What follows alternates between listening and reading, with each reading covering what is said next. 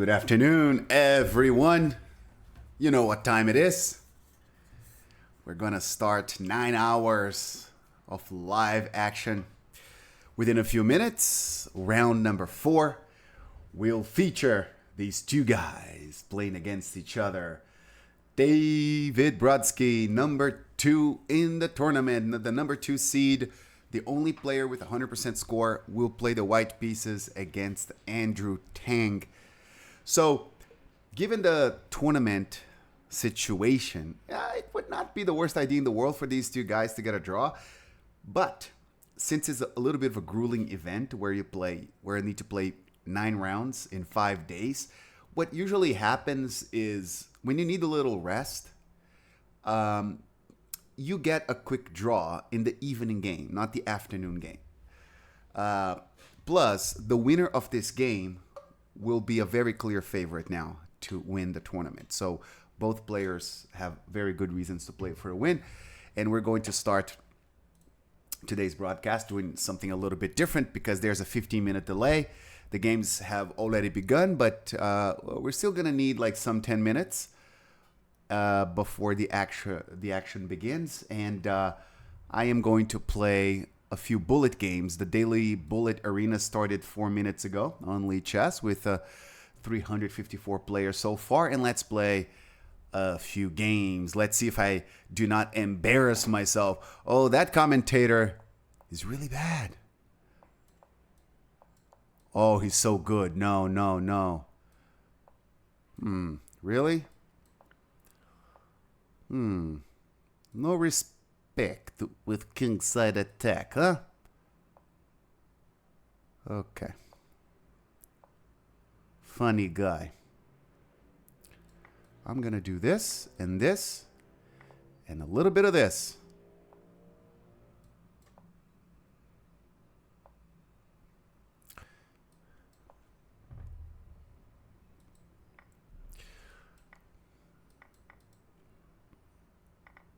Not a bad system to play a little bullet. I actually even like his position a bit. With which of the 2 pawns is he going to take? I think that's the better one for him.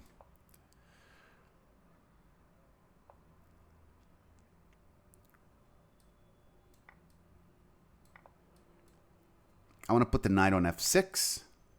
That's a pretty good move by him.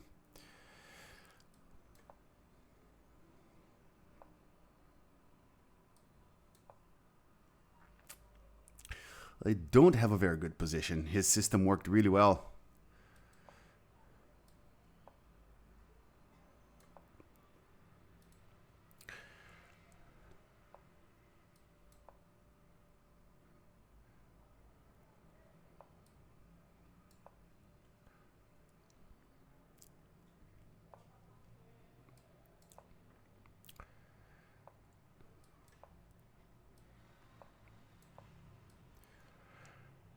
I just need to make sure that he doesn't win just by attacking this pawn, you know? That if he only focuses up, okay, I got him here. I really got him now. And he knows it.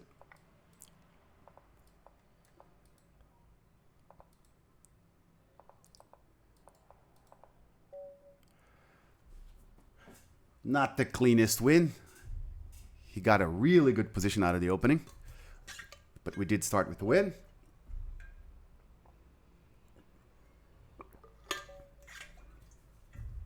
So Liam Putnam, who's playing the tournament, he's amazing at bullet. He's an amazing bullet player. If you look him up, he'll certainly be over 3,000, maybe 3,100. Obscenely good. Should be illegal how good. You need to castle now, buddy. Otherwise, I'll play bishop takes d6.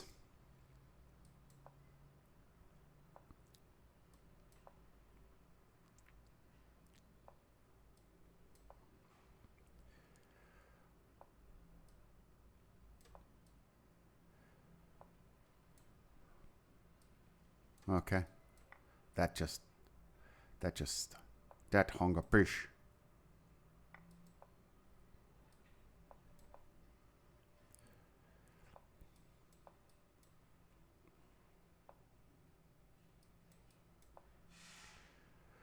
I want to play the knight to f5.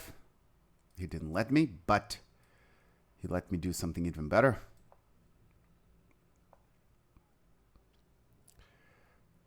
Okay. Gonna double the rooks on the e file. I'm gonna take that rook now. And knight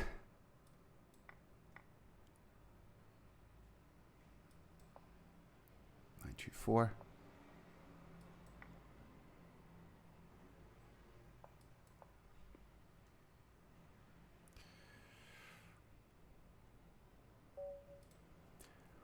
Two wins out of 2 games. Let's take a look at the tournament. The first few moves have not been broadcast yet. Liam Putnam is going to play black against Rahul.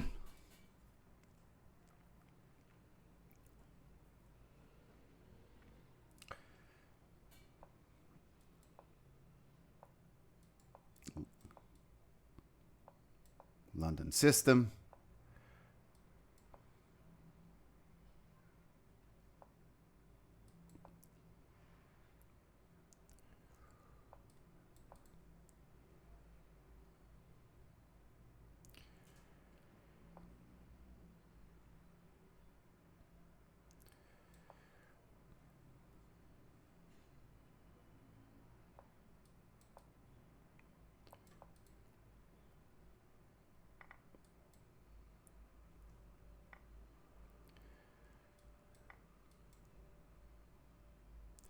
Knight takes g4 is a threat. He needs to watch out for that. That wins a pawn. He should probably fianchetto the bishop here. No, he didn't.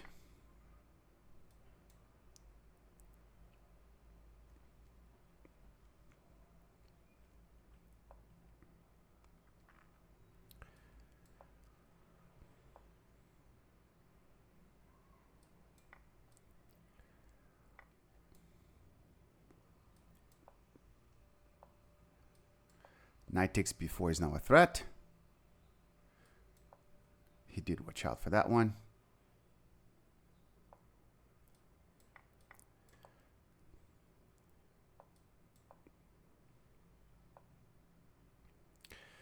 Yeah, that is a good move.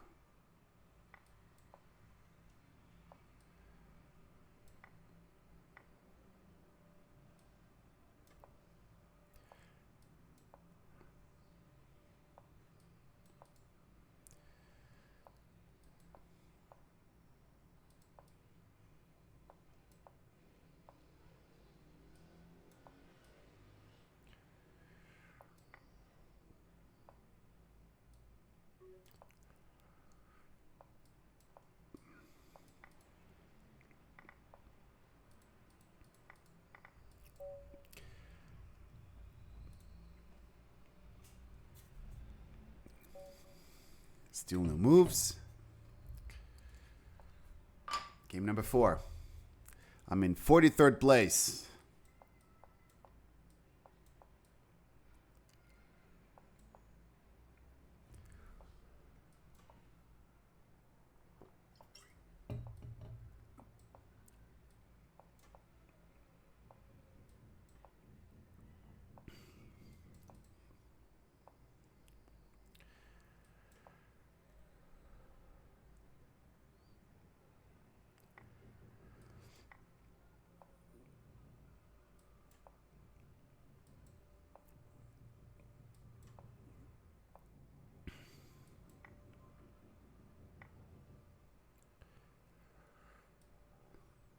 I'm going to take this one as well. Then I'm going to take here. And I'm going to take here. And I'm going to attack this bishop. And take this pawn. This one seems to be safe. Seems to be safe. Now I'm going to fork. I'm going to take the rook. Here. Attack this rook. I'm threatening knight f3 now. He needs to be aware of it. He wasn't. Now he's lost.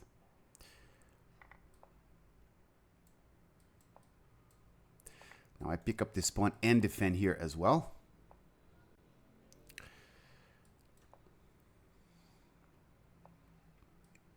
Oh, I just dropped a rook. That happened. Ouch. You know when you go, I'm still going to win anyway. That happened. I dropped the rook. I'm still going to win.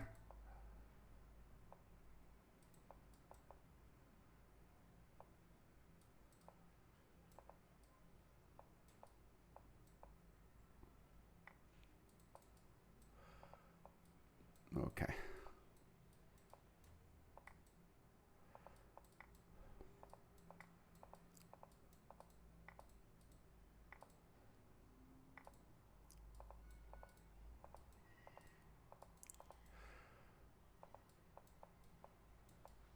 I almost don't checkmate him.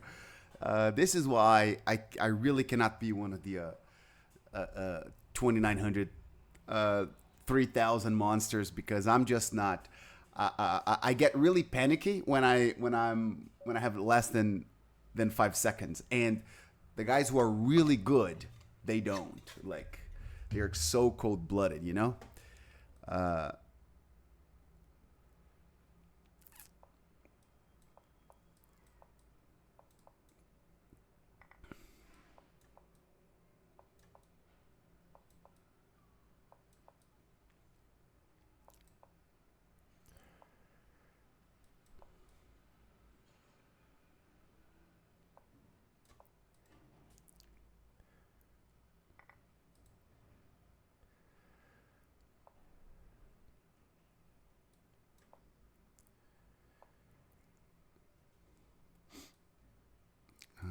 Am I gonna go?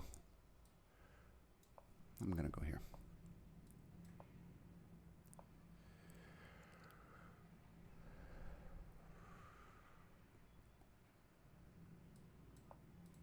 I want to play g4.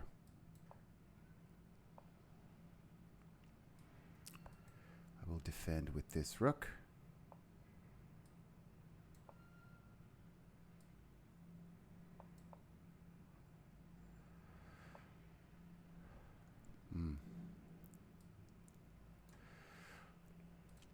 I'm in a little bit of a pickle now. Okay, maybe not so much anymore.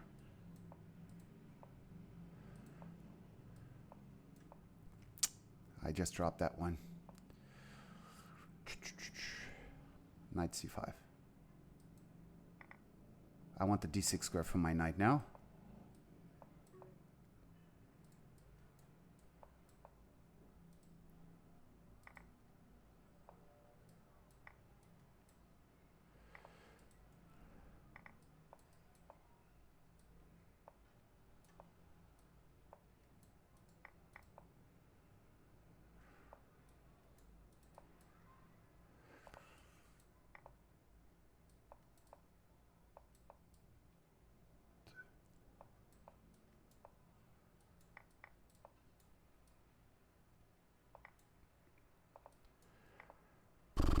Ouch. Okay. I don't like to lose. I really don't. Okay, my favorite trap. Play 3. Nope.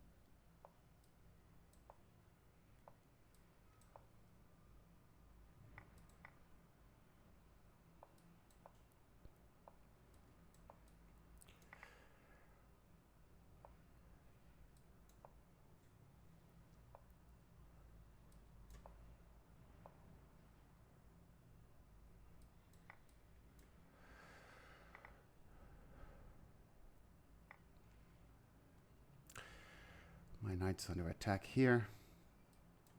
You know, I'm going to do this.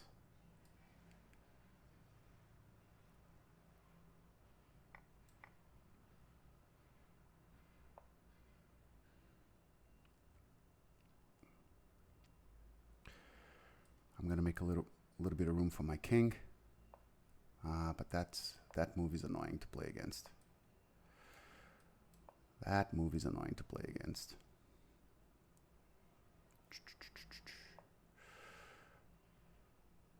I'm going to play the rook to e5. My position is a little bit critical here.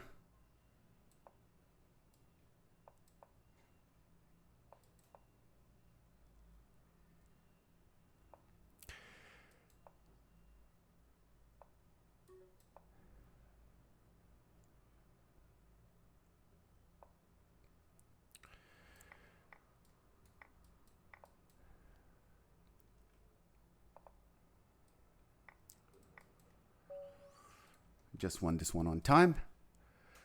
Okay, we have the first move. David Brodsky played d4 against Andrew Tang. Let's see if any of the other games have already begun. Maxim Novik played d4 against Mikola Bortnik on board number 3. And in the meanwhile, I'm going to play my last game.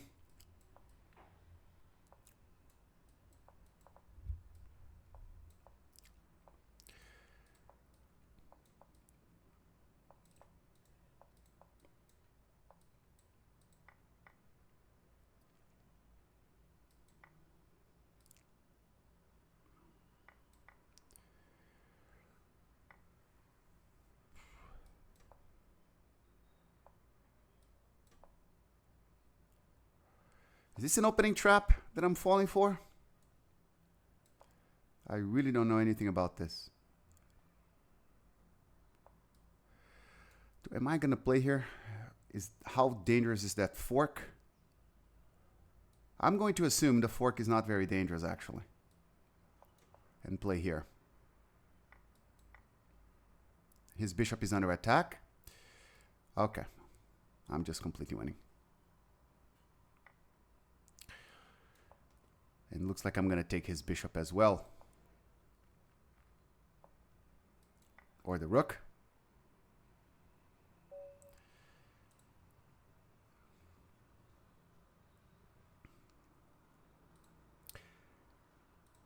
Round 4 is underway. Let's just take a quick look at how many players we have in the tournament. 726. And we have a 2,900 competing, another 2,800 here. I played 7 games with 6 wins and a loss. That puts me at position number 41 out of 733. Just playing a few games just for fun. Andrew Tang has not yet replied to Brodsky's d4.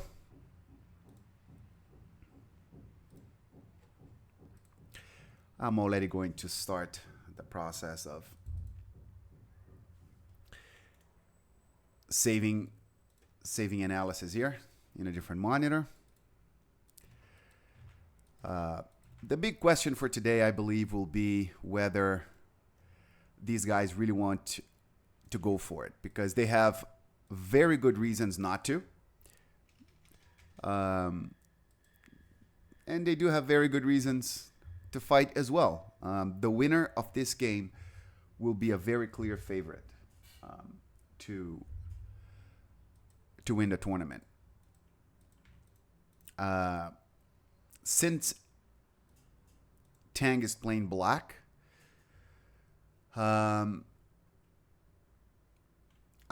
I would be surprised, but I mean, Andrew Tang is really a fighter. He really likes to play for a win, and he doesn't mind a long battle, you know. And you know, I know him well enough at this point to see that, you know, if it's not that he would be sad with second place in the tournament, it's that a fighter like Andrew Tang does not like the feeling that he didn't leave it all out there. You know what I mean. It's about really trying your hardest, and at the end of the tournament, you know that you did the very best that you could. That you left it all on the playing field at the pitch. You know, and if he scores a quick draw, let's say David Brodsky offers a draw early on, and he just accepts it, and then he ends up being runner-up by half a point, and Brodsky wins the tournament, he will, of course, have this game to blame. And so maybe he might be in a fighting spirit as black.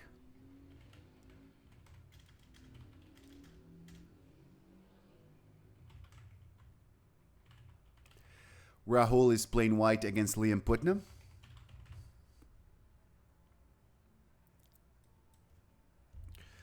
As I mentioned yesterday, I mean, I have been following Liam Putnam's progress for a few years now.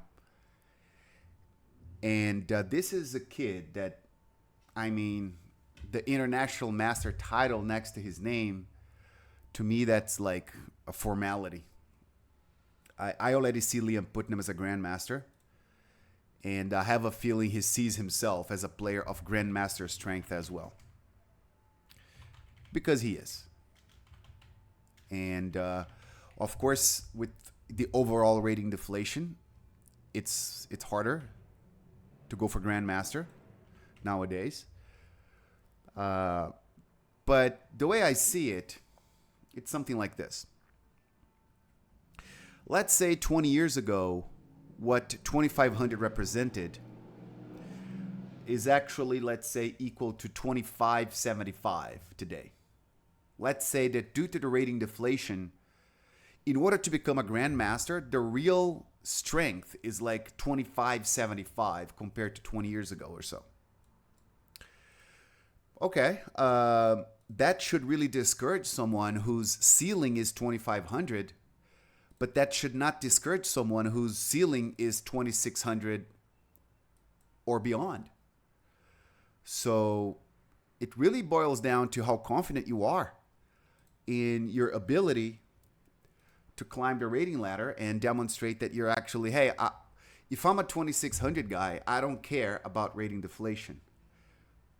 Like at least 2,500, I can achieve. Exactly, Rengar. Easier than ever to learn chess. And that's only going to become more and more of a reality. In the meanwhile, Sir Jovi is following us, and Robinson CM too. Thank you so much, guys. The Marshall Chess Club appreciates you. We have on board number 3 an Alapin Sicilian. There are many of the regulars at the Marshall Chess Club tournaments are Alapin players. Jurabek Komrakulov plays lots of tournament. He plays lots of Alapins, and so does like Mark Paragua. And you see Grandmaster Maxim Novik as well. The Alapin, of course, has a reputation for being a conservative way of playing against a Sicilian defense. It's mostly white saying, I don't want to lose.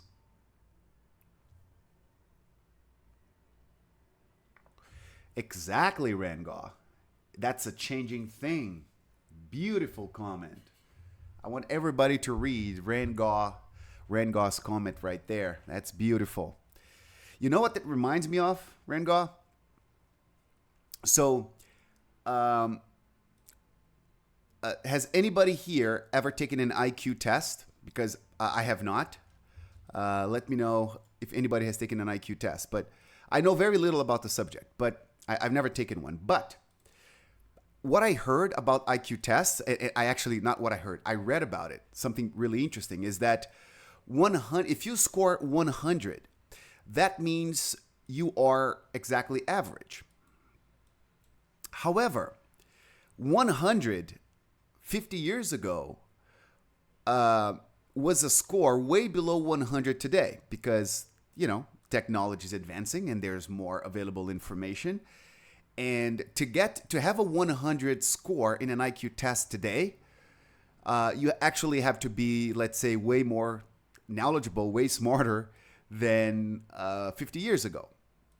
So 100 means you're exactly average considering your contemporaries. Which means that, of course, 100 today means more than decades ago. There's some sort of a similar effect going on with the ratings there. Wow, that's after A3, it looks like it had looked like Oliver Barboza had lost his bishop there.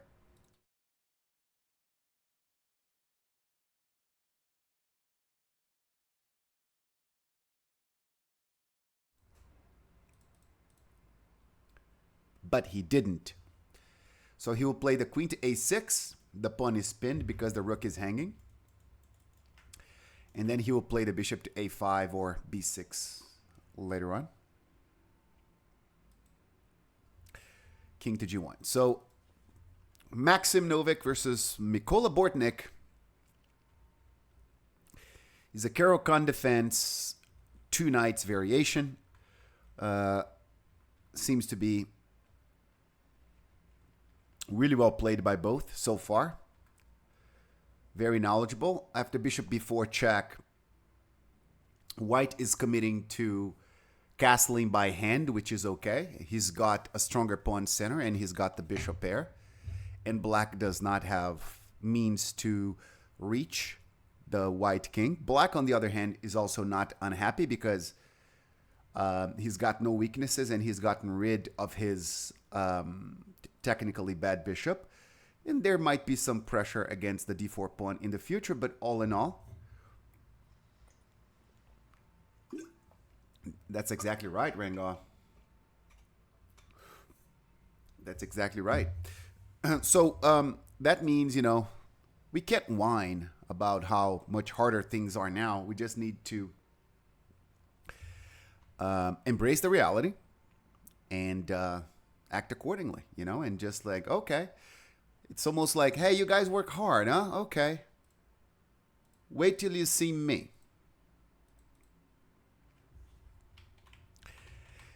Yuri Lapshin played a long game last night. So by the time it was 10 p.m. Eastern Time, every game had ended except Yuri Lapshin's attempt to win a very marginally better endgame against Thomas Kong, but it was a clear draw, and they actually had a draw due to the 50-move rule. Because there were, from move 46 onwards, there were no moves that constitute progress, i.e., a pawn advance or a capture. And so it was a very equal queen endgame, but Yuri Lapshin was the only one with a passed pawn. And it was a distant passed pawn at that, so he was the only one that could realistically win. And so he did make good use of that rule, but Thomas Kong did hold the draw in a way that was very disciplined. So Rengar is asking us, who is on 3 out of 3? Only Brodsky. Only Brodsky. Andrew Tang, Liam Putnam, Rahul Srivachav. These guys are on 2.5 out of 3. Aaron's looking beautiful, coach. Did not expect that one, Aaron. Nice. Aaron was yesterday. Like, you're here for hours. It was awesome, man. Like, it's common for me to have students pop by, say, "Hey, coach, way to go!" And then they send me a message, a private message on Instagram or WhatsApp, and I saw you there, but Aaron was like, I'm not just going to pop by. Like, coach is gonna be talking about chess for hours for free. I'm gonna be there. It was awesome, and I'm gonna be here for 9 hours a day today, and then 9 hours tomorrow, and 9 hours on Sunday. And then on Monday, I'll be back to my chess classes. All of my classes are on hold during the tournament. Even the morning classes, I don't do them because as much as I love chess, I'm also a human being, and human beings, I've heard, have finite energy reserves, right? And I always make sure in between these broadcasting days that I have a very good night's sleep 8 hours, wake up in the morning, have a nice breakfast. I live next to an amazing green area with an awesome park. I go for a little walk, listen to some good music, and make sure that when the first round of the day begins, I'm nice and fresh. Not all heroes wear capes. Amen to that. Gabor Nagy versus Grandmaster Michael Rode on board number 6. We have asymmetrical English.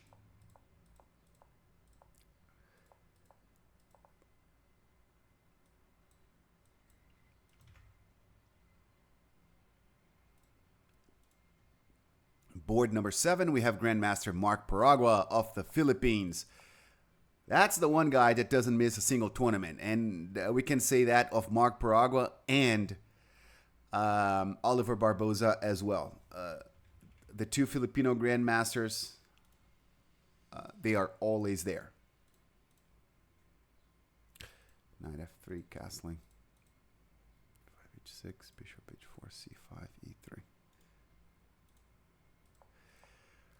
So Mark Paragua likes offbeat openings. He doesn't like to engage in a lot of theoretical battles with the youngsters. And so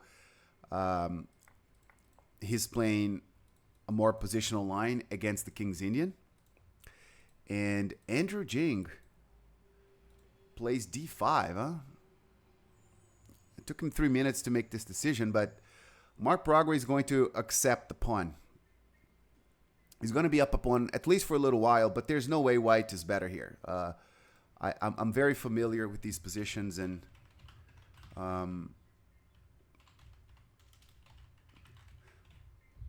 black is going to be fine with the bishop pair. Okay, so Andrew chooses to capture with the pawn. He might have been bothered by the fact that knight takes d5 gains a tempo against the bishop. But even so, if he plays bishop g7 and e6 and bishop g4 or e6, he should still be fine.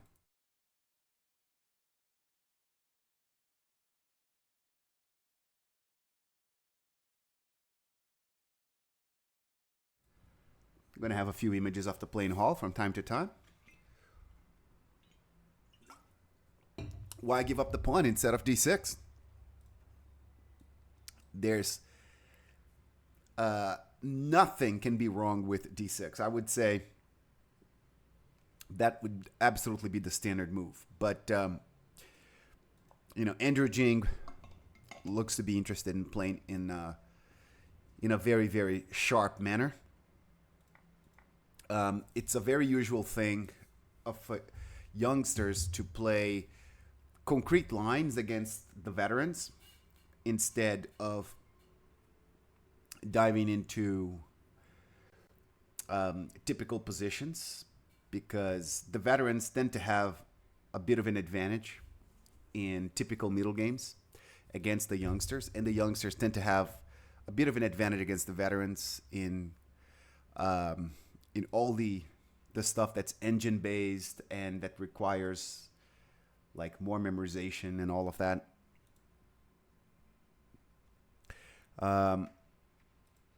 I think Mark Prager is going to take with the pawn here. We'll see. And rook e8 check will probably not yield much to black. He can just play bishop e2 and castle kingside. We seem to have a balanced position. Casa Corley is playing white against Thomas Kung. We'll see how fresh and well rested and energized Thomas Kung and Yuri Lapshin are. They had a long day at the office. The second to last game in our broadcast ended at 10 p.m. Eastern Time.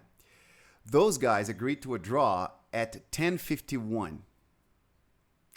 So they worked an extra shift for 50 minutes.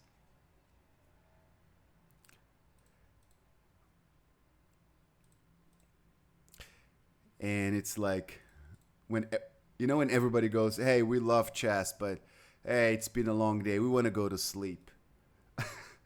And the viewers, and I'm pretty sure the arbiters at the playing hall, they're like, "Come on, Yuri Lapshin, give up. That's a draw. That's just a draw." I said, "Nah, I can't lose." So if there's a 99% chance of a draw and 1% chance of a win and 0% chance of a loss, I'll play for an extra hour and I'll play 50 more moves. And more power to him. He ain't wrong.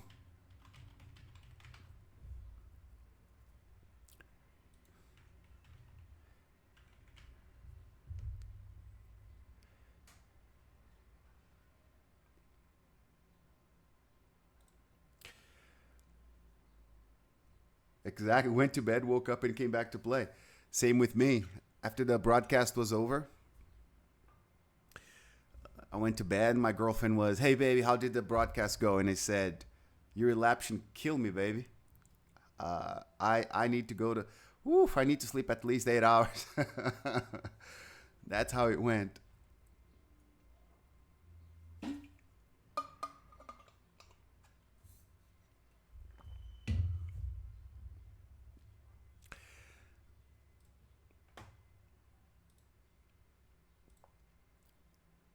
Tomas Peteny, the international master from Slovakia, is playing white against international master Michael Song of Canada.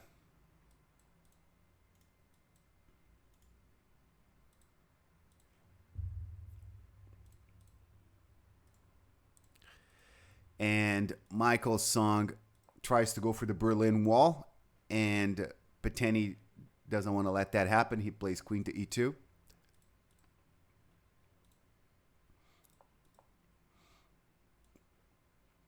Pawn to d3, d6, bishop g5. Bishop b6, knight bd2. I want this initial quick peek at each of the games to be a very quick one.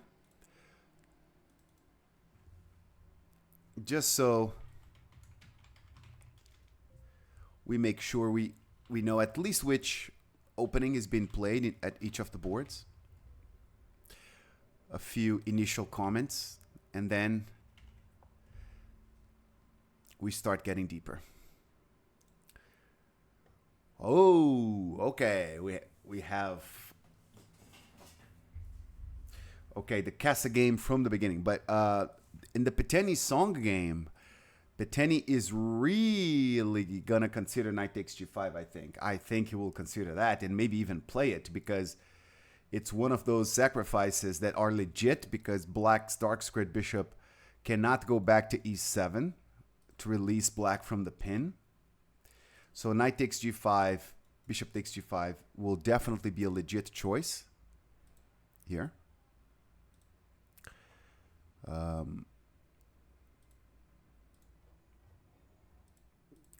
The Casa Corley game. Knight f3, d5, g3, knight f6, bishop g2, e6, bishop e7, c4, and then Casacuorli does not want to get into Catalan territory, and so he plays b3,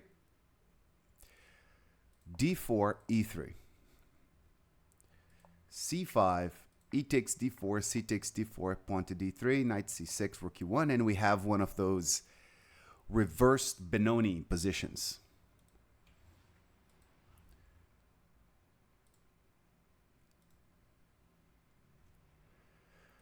Board number 10. I'm sorry, number 10. Wow, this tournament is so strong. We have an international master versus international master on board number 9 in Tomas Bettini versus Michael Song. What a strong tournament.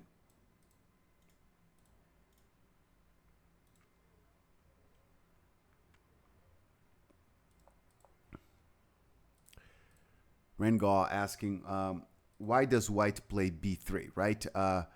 We're going to get to that in a moment. Looks like we're going to have a Grunfeld defense Fianchetto variation on board number 10. And candidate master Ethan Guell playing the black side of a very solid opening against international master Mike Plotkin. He plays 94, which to my knowledge is considered to be the equalizing move for black.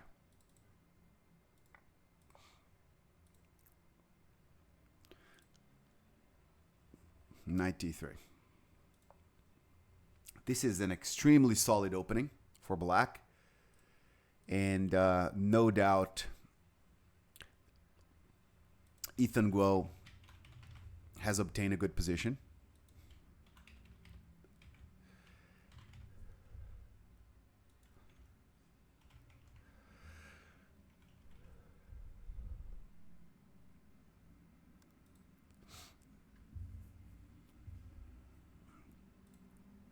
So Rengaw is asking, in the Casacuorli game, why a Benoni with b3?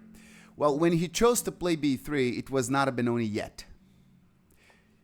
He was thinking about fianchettoing the bishop, playing pawn to e3. The knight is usually developed at c3, and black chose to play d4.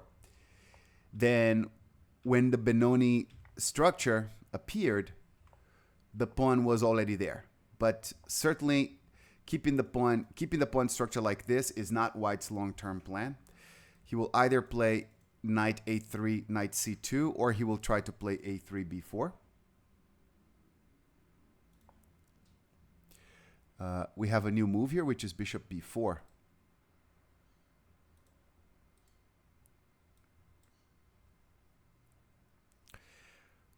A bit unexpected. But I see what Thomas Kong is doing. He wants this bishop on d6 to support the e5 advance and to take the e5 square away from this knight. But before playing the bishop to d6, he plays it to b4 as a little pit stop. Because, for example, if bishop d2, bishop d6, then the bishop is occupying a square that would have been available for the knight. So Casacuorli's decision is, do I want to put something on d2? Do I want to move the rook to e2? But whatever the case should be, Thomas Kung probably wants the bishop on d6. It's important for black to avoid knight e5, you know?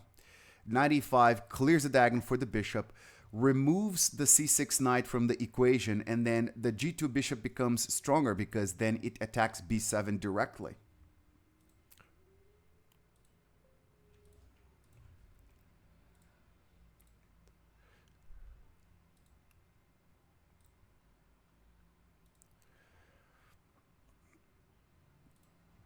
Board 11, Eugene Yanaid had himself a great day at the office, beating a grandmaster as white in round number 2, Leonid Yudazin. The game appeared to be heading towards a draw, but Yudazin played the biggest blunder of the tournament and blundered a piece in one move. Simply, a bishop was attacked and he didn't see it, and the bishop was taken and he resigned. And then Eugene was able to get a draw as black against international master Michael Song.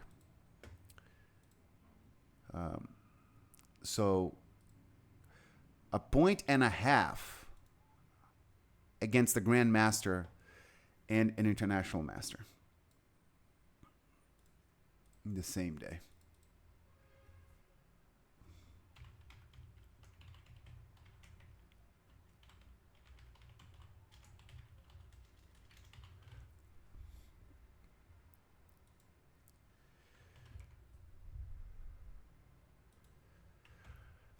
Let's see if he's going to continue his good stretch. Yudazin is a legend. He really is.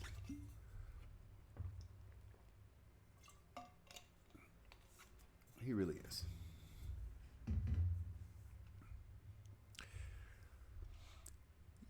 Eugene Yanait is playing. Before the games began, I was playing a little bullet.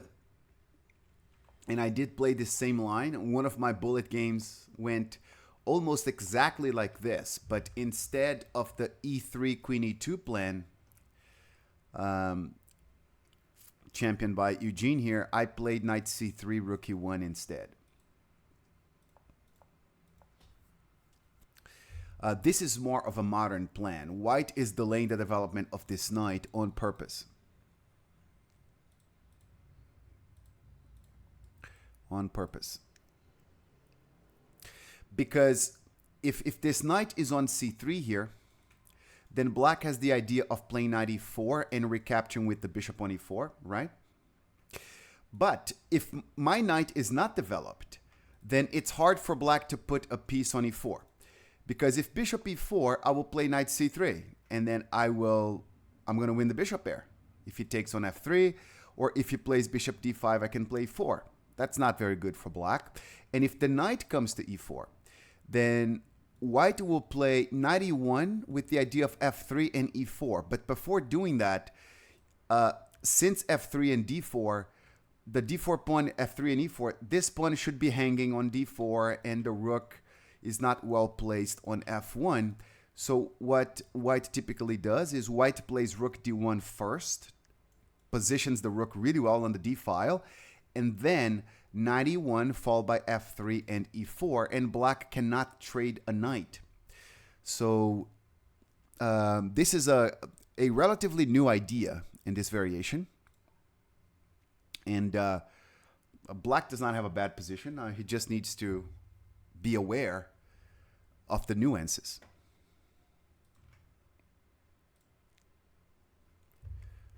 It is a clever, yeah, it's a pretty clever idea. Board 12, Ben Gershinov had himself a miniature last night, beating FIDE Master Grant Zhu, rated 2301 FIDE, in just 19 moves in a London trap. So that feels good, right? You're playing against someone rated 166 rating points above you, and it's the second round of the day, and you get to play a very quick game, and you beat that opponent in a miniature, and then you go to bed refreshed. And then next round, you repeat the white pieces. It's a good moment in life to be Ben Gershinov.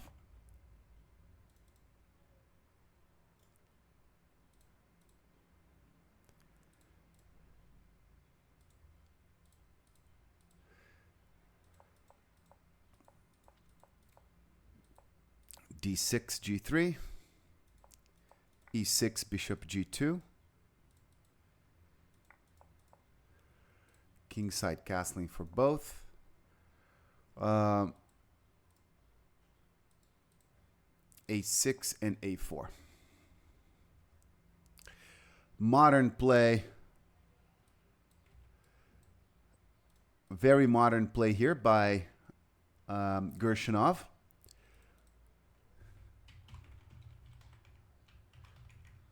Excellent opening preparation, right, by these kids.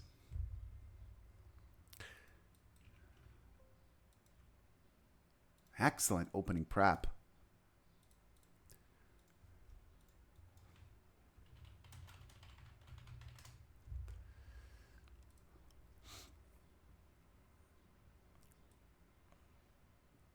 Okay, Ben Gershunov. Well, I'm 43 years old. To me, a 31-year-old like Ben Gershunov is a kid.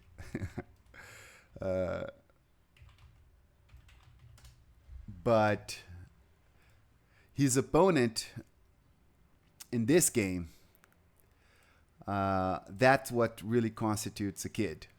The amazing Lin Chi Zhu, rated 2307, FIDE master, is 11 years old.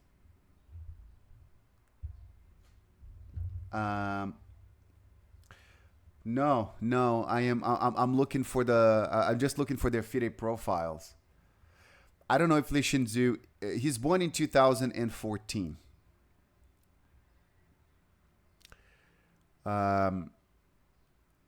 So I'm assuming 11.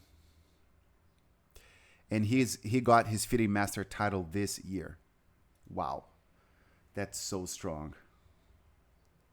Hyper wins these. How are you? An 11-year-old FIDE master is a nightmare opponent. Oh, yes. Because you know he's on the rise. So whatever rating he has, you need to assume that he's just improving.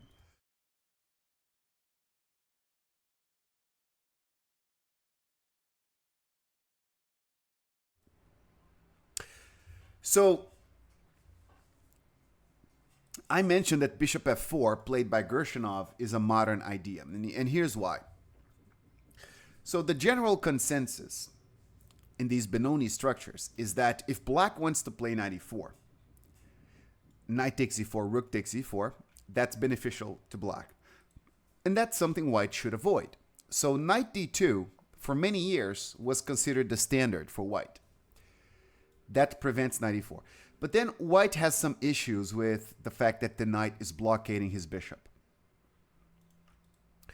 Bishop f4 is an attempt, a6, a4, is an attempt to say, I will play knight d2 without blockading the bishop, and then I want the knight on c4, and I want that dream scenario where your pawn is under attack twice, and then if I can force you to play bishop f8 just to hold on to that pawn, beautiful. I must have a clear advantage. All true. But then what if black plays knight e4? So there are some lengthy analyses here and some pretty variations where white sacrifices material to get an initiative. One very pretty such line is knight takes e4, rook takes e4, knight d2 attacks the rook. And I want to play knight c4 and go after this pawn. So instead of retreating to e8, which allows knight c4, black plays rook b4. This pawn is attacked twice, and the c4 square is controlled by black. How do I defend this pawn on b2? Well, actually, I don't.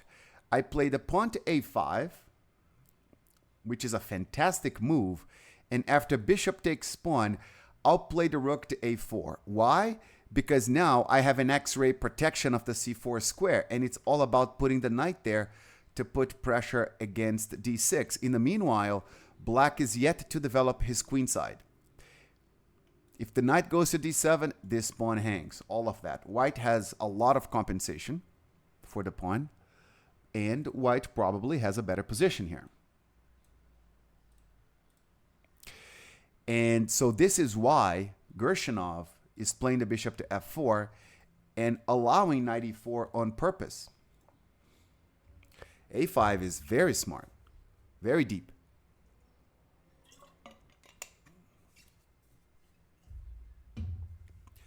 So Lin Chuzhu is so knowledgeable at the age of 11 that he doesn't play knight e4. He chooses not to. One day he'll make a clever move. He plays a different line in knight h5. So Gershanov plays bishop to g5, attacking the queen, gaining a little tempo there. And then we have queen to b6, attacking the b2 pawn. Queen to c1, defends it. Interesting that he does not want to defend with the queen on d2 because that takes the d2 square away from the knight. So he defends the pawn while keeping the d2 square available for the knight. Bushwick. so excited. That reminds me of Borat. That's how he talks. So excited. Knight d7. a5. Very nice. Very nice. Yeah,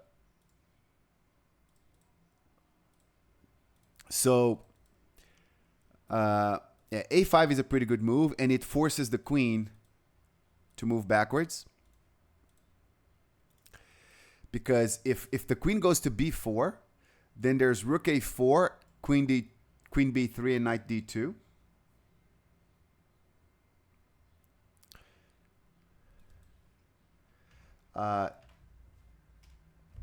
There you go, Bushwick. Queen to c7, bishop to h6, bishop to h8, e4, knight f6. Rook e1, knight g4, bishop f4, knight e5.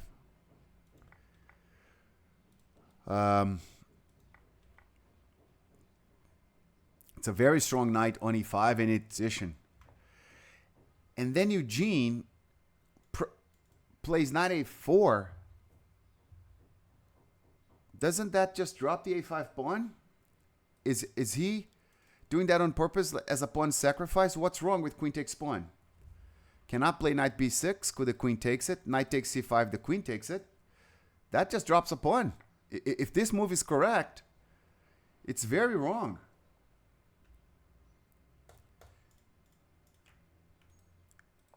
And he played it instantly here.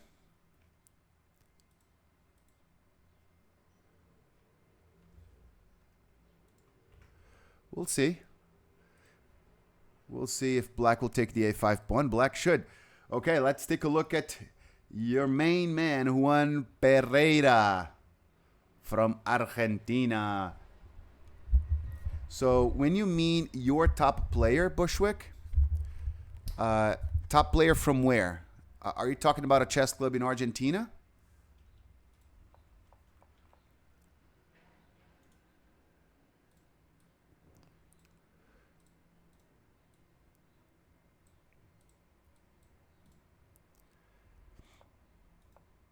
Bushwick Chess, New York City. Nice. So Juan Pereira is an Argentinian FIDE master who lives in New York City.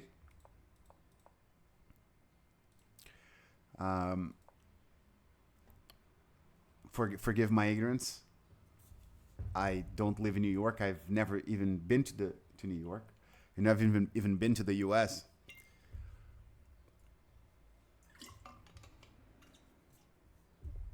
Bishop g4. Although it would be lovely to visit the Marshall Chess Club one day. Maybe do some type of class or play some tournament or something. That would be fun.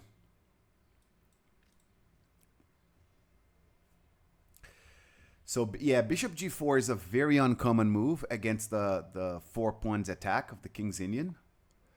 So the most popular move for black, of course, is c5.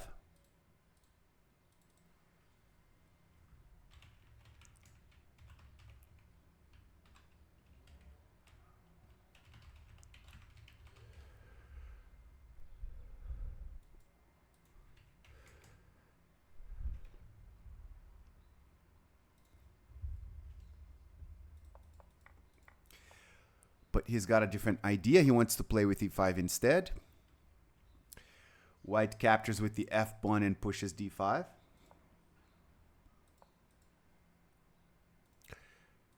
Knight fd7 and kingside castling. I don't like black system.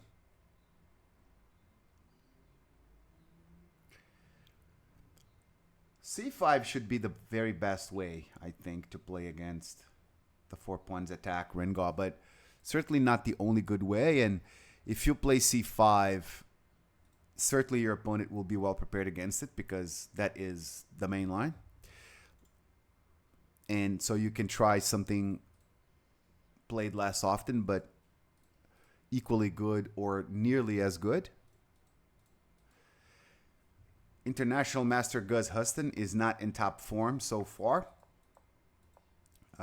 He's playing black today against against Vidic Panda, rated 2158.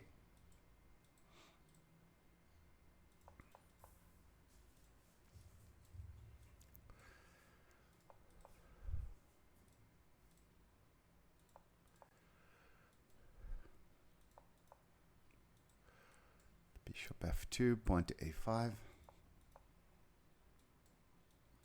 Rook to c1, bishop a6, knight g3 and b4.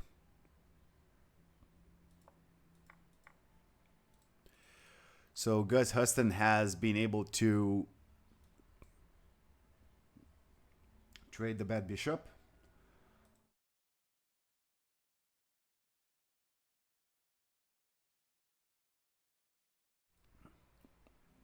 And after rook c8 here,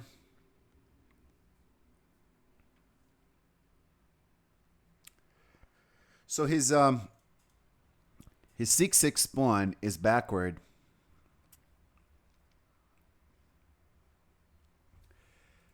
And if white were to have time to double the rooks and prevent c5, white would have an advantage, but black seems to be ready to play c5 right away. Chess Guy has just done a raid with 28 new spectators. Thank you so much, Chess Guy. That's really cool. The Marshall Chess Club appreciates that. How you doing, everyone?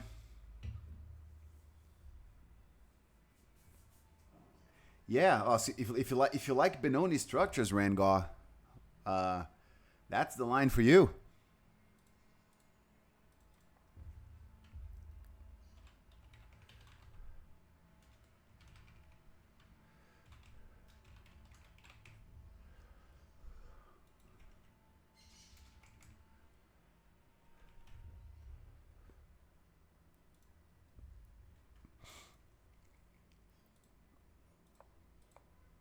Board 15, Nathaniel Moore playing black against Elliot Goodrich.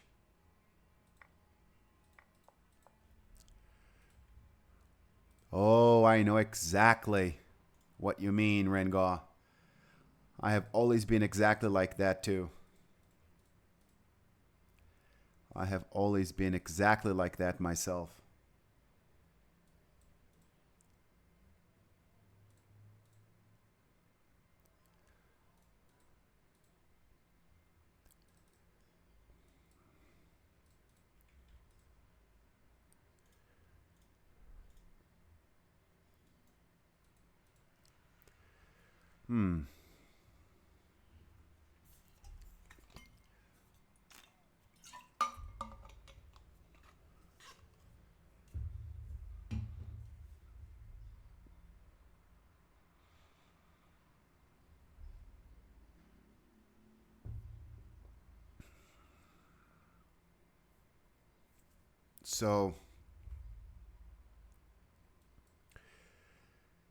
So we have a Taimanov Sicilian played by Nathaniel, and white played the very fashionable Queen F3 line.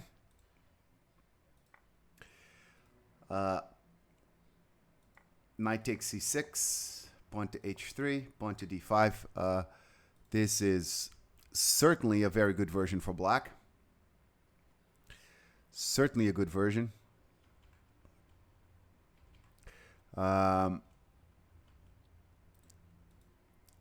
His decision of playing e takes d5 took him 3 minutes to do that. Is not considered to be very accurate. I believe the top theory dictates that white should play bishop f4, thinking that after e5, bishop h2, d4 is not possible because of rook takes d4, and white gets an advantage here.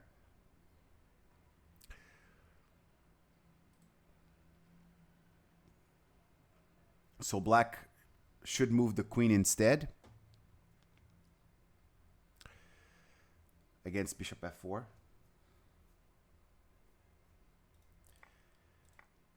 Bishop d4, bishop d6, and rook e1. So of course, there are threats against d5 and f6 and all of that. At the moment, black needs to know exactly what he's going to do here. So, and it's my pleasure, Rengar. It's my pleasure. Like, cool thing about talking about 20 games per round is we can discuss all sorts of different types of positions, right? But guys, let's, wow, King F8 is so sharp.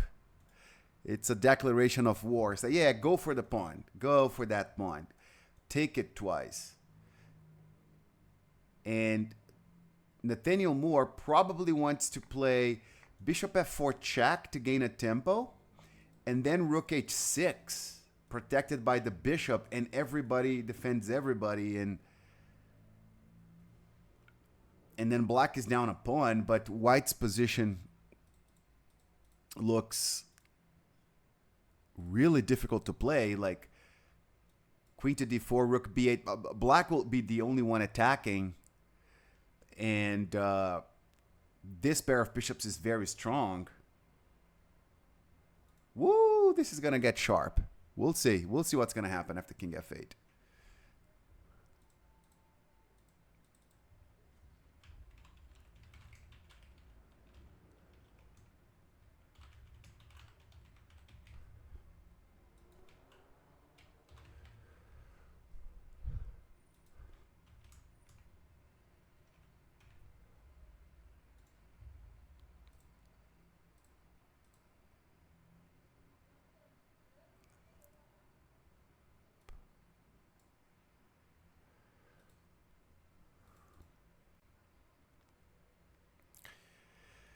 Board 16, Max Motola is playing the white side of a Sicilian Najdorf.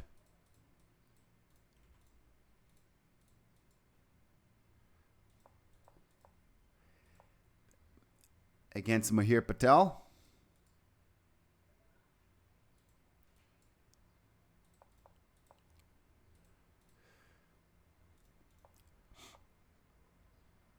This a3 move, so here's the idea. Well, first of all, the queen cannot take the knight because of bishop e5 check wins the queen. White wants to play, so why play a3? Because white wants to play bishop e3 in such a way that if this pawn is captured right here, then knight a4, and black lost the queen, because the only available square would have been the check on b4, which is now dominated by the a3 pawn. So he plays bishop e3, e5. Wow, that's very sharp. Knight f5.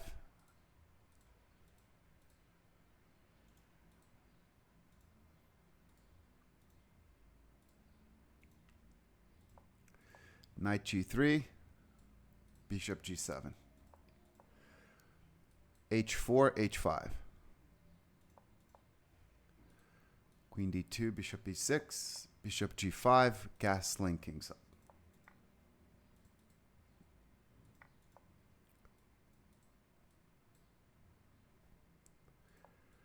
c4 and b5.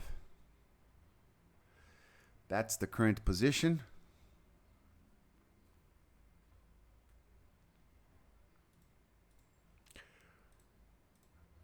Black seems to have very good counterplay, very modern play here by Mahir Patel.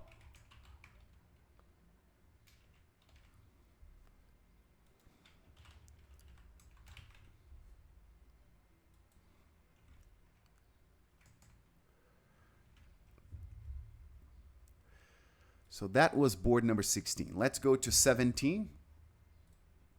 This game has ended. And Tarini Goyal from India, the women's international master, she was very kind to talk to us after her win in the first round against Gus Huston. She's playing so much better than her rating. And all it takes is for me to start talking about a female chess player, and all of a sudden Venus is here. Hello, Venus. Always on cue.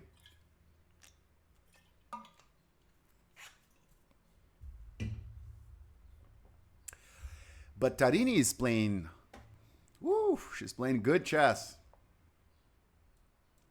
She's performing and understanding the game way higher than her rating. That's for sure.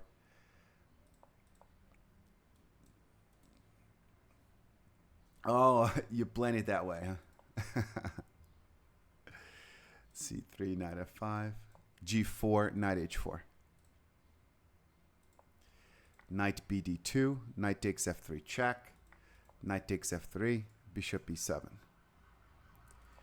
Bishop f4, knight d7. a4. So, look, Hoffman plays a4 and offers a draw. So that's how strong Tarini is playing, and she's really getting the respect from her peers that someone rated 139 rating points higher playing the white pieces is just offering her a draw in the opening. So she takes the draw. She gets to have some rest. And she will be able to come to the fifth round later today, well rested. Maybe play a long game with the white pieces.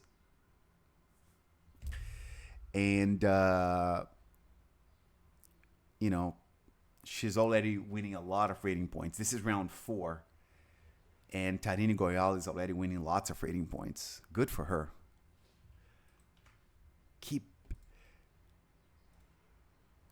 I think not just in chess, in any endeavor, right? It's nice to be the spectator to human beings working hard and showing improvement. And I think it's something that inspires and motivates all of us. And children and teenagers are human beings too. They're competitors and they're athletes, and they are serving us older people a very nice humble pie. Not in a sense that they're superior, but in a sense that they're just as good. And what we have in accumulated knowledge and experience that works to our favor, well, they have that in that amount of energy and enthusiasm that is characteristic of the young. And we can't fabricate that artificially. And so there are things working to their advantage that the older players simply do not have. And that's just the nature of things, Ishan Hebar is playing white against Kieran Nasta. We have a Grunfeld defense, queen to d2, knight to d7. Whenever white plays the queen to d2 here, that's because white wants to protect the c3 pawn well enough that the d5 advance can be played, and then black does not have bishop takes c3 as a response.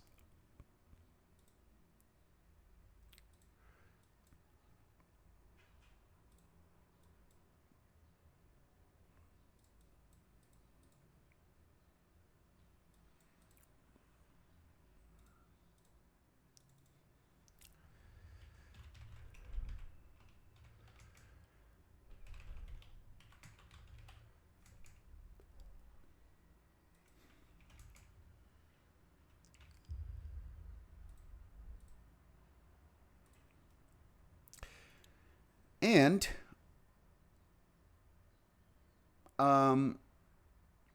we have the first decisive game of round number 4.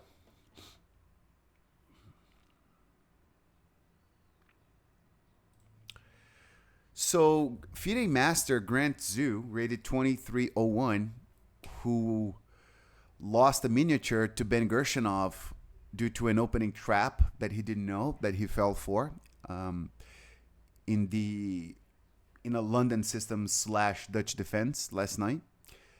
It seems he lost another miniature 2 in a row, losing to another player of Gershenov's rating range as well, Logan Brain, rated 2147 FIDE. And let's see what happened. This seems to have been a win for black in just 15 moves. D5, bishop f4, e6. Knight b5, knight a6, e3, bishop e7. Knight f3, kingside castling, bishop d3, and c6.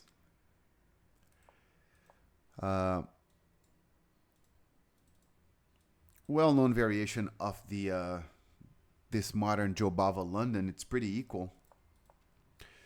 So bishop to e2. Pawn goes to c5, so that after a3, the knight can retreat itself to c6. Black typically equalizes this. So let's see what happened. Rook to c8, bishop to g3, pawn to a6. Hard to believe that this game will be over in 3 moves because this is just equal. f4, knight c6. Okay. So I don't know exactly what happened here, but this is being shown. So a miniature Venus is, we call a miniature any game of chess that ends before move 20, either by checkmate or resignation. So Grant Zhu lost in 19 moves on round number 3, but that was a legit game. And it says that this diagram is the last one of the game and black wins. If that's the case, it was something totally non-chess related. Black does have a pretty good position. Very successful opening for black. Very, very good position for black. Probably black might even be a little bit better already. Great queenside expansion. The c4 square is there. The c-file. Pawn advances. Very good position for Logan Brain there. But if this is indeed the end of the game, so something happened outside of the board.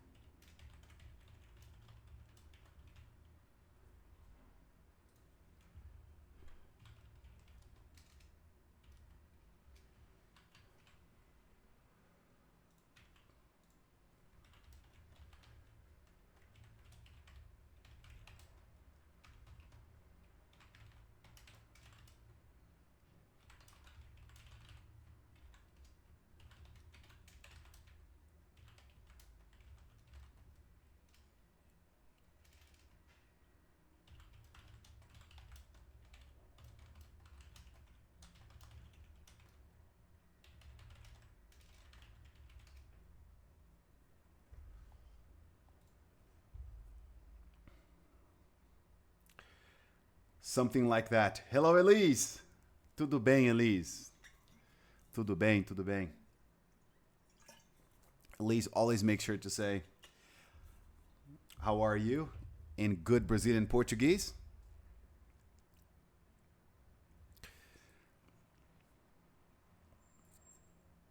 So our language used to be called just Portuguese. But Brazilian Portuguese has grown to be so different from the original Portuguese from Portugal that it's kind of like the standard now that we consider it two separate languages, and it's Portuguese and Brazilian Portuguese. But in both countries, oi means hi and tudo bem means how are you.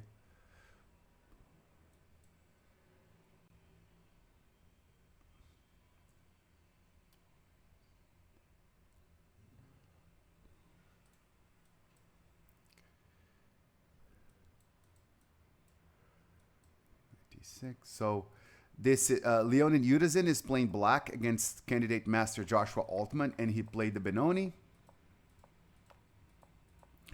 This is board 20. It's very unusual for black in the Benoni to play 95 and allow for the pawn structure to be changed like this, because typically that's going to mean that, hey, that great dark squared bishop that's supposed to attack white's queen side will no longer be able to perform that role. And also white gets a passed pawn on d5. In general, this is something for black to avoid, but there are exceptions to every rule in chess, right? And Udazin wants the d6 square for his knight. The knights are known as the perfect blockader.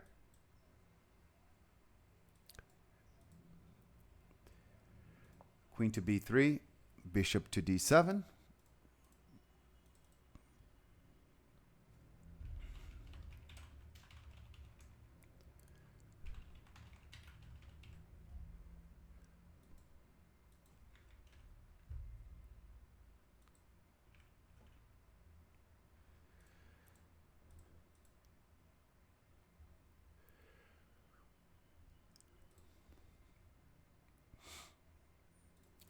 Okay, we took a look at all 20.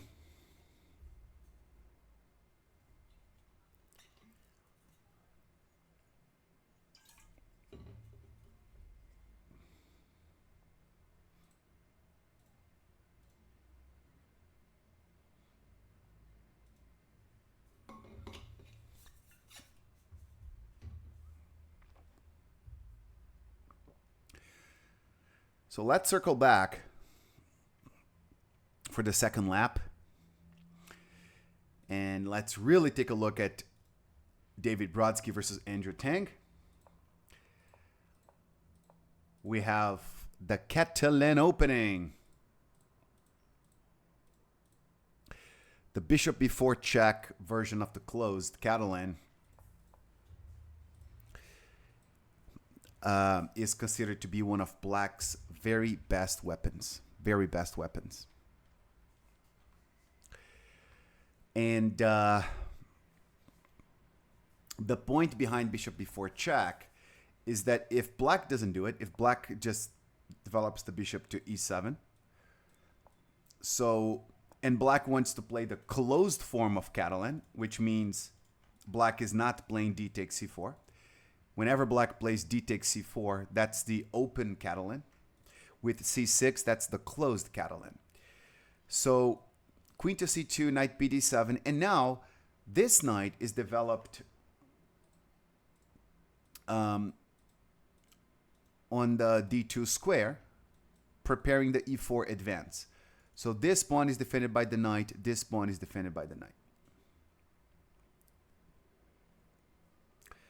So bishop before check aims to disrupt white's ideal development. The bishop goes back to e7, and black is communicating to the opponent, I know that that was the ideal square for your knight, and now you're going to have to make do with the fact that the bishop and the knight, they're kind of like in poor communication with each other, and the bishop is hindering the knight's development. I think it's the first Catalan that Andrew Tang is facing. so far.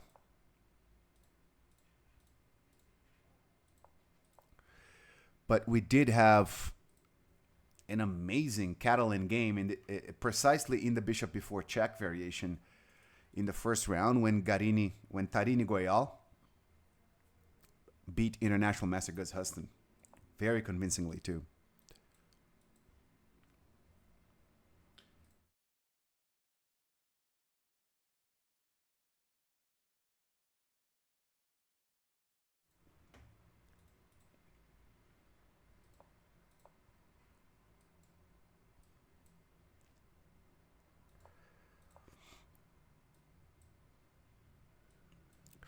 So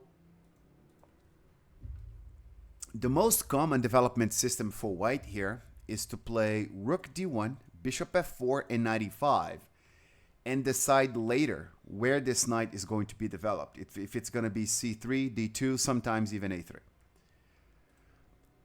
But David Brodsky is playing it differently, and very interestingly, because he is sacrificing a pawn on c4.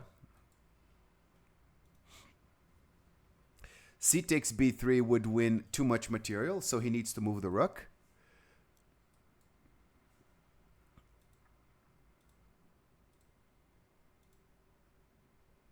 And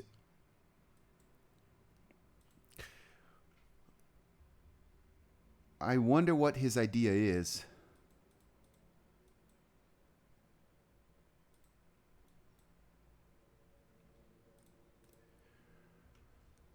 Probably if c takes b3, he would take with the pawn for sure, attacking the bishop. The bishop retreats. And white can play something like e5, knight d5 takes the knight, plays h4, prepares some knight g5 or bishop g5 ideas, and try to go for some kingside initiative. Since this knight is very limited and cannot go anywhere, and the light squared bishop is very limited as well, white should have compensation for the pawn.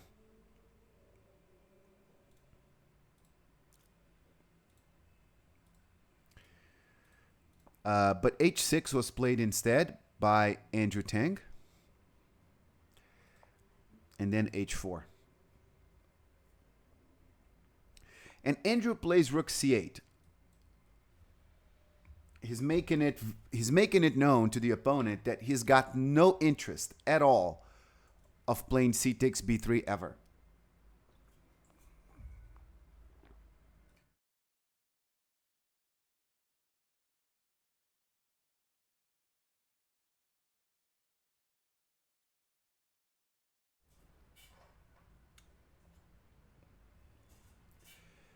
Because c takes b3 doesn't make a lot of sense. Actually, doesn't make any sense if I can recapture with the a pawn, attack the bishop, and as the bishop moves, I take the a7 pawn.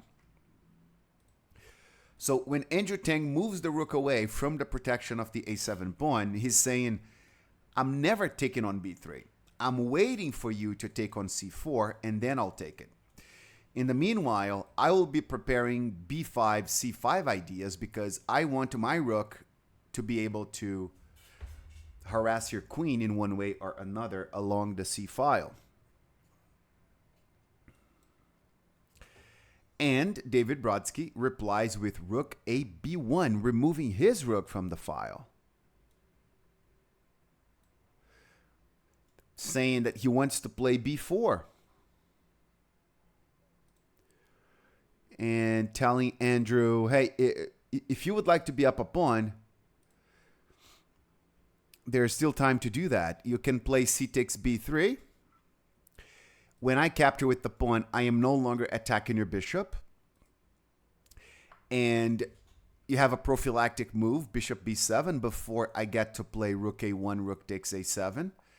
And if I let you play a5, you're just going to be better. But I will not let that happen. I will play b4, protected by the rook, so that after a5, b takes a5, the bishop is hanging on b7.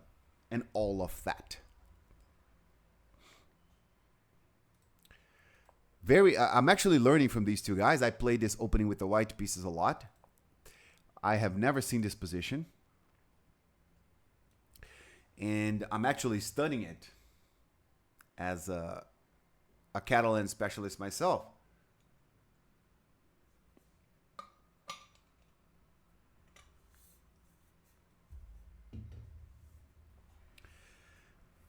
So Andrew has just played knight f8. And it took him 21 minutes to make that move. He really went into the tank. It's that moment after the opening when you start establishing your middle game plans. And so he plays knight f8, which kind of surprises me because when white plays b4, it seems that white wants to play queen a4, attack the bishop and the a7 pawn. I thought that Andrew would like to play either b5 to take a4 away or bishop b7, but not really. Certainly he saw queen a4 and he's letting it happen on purpose.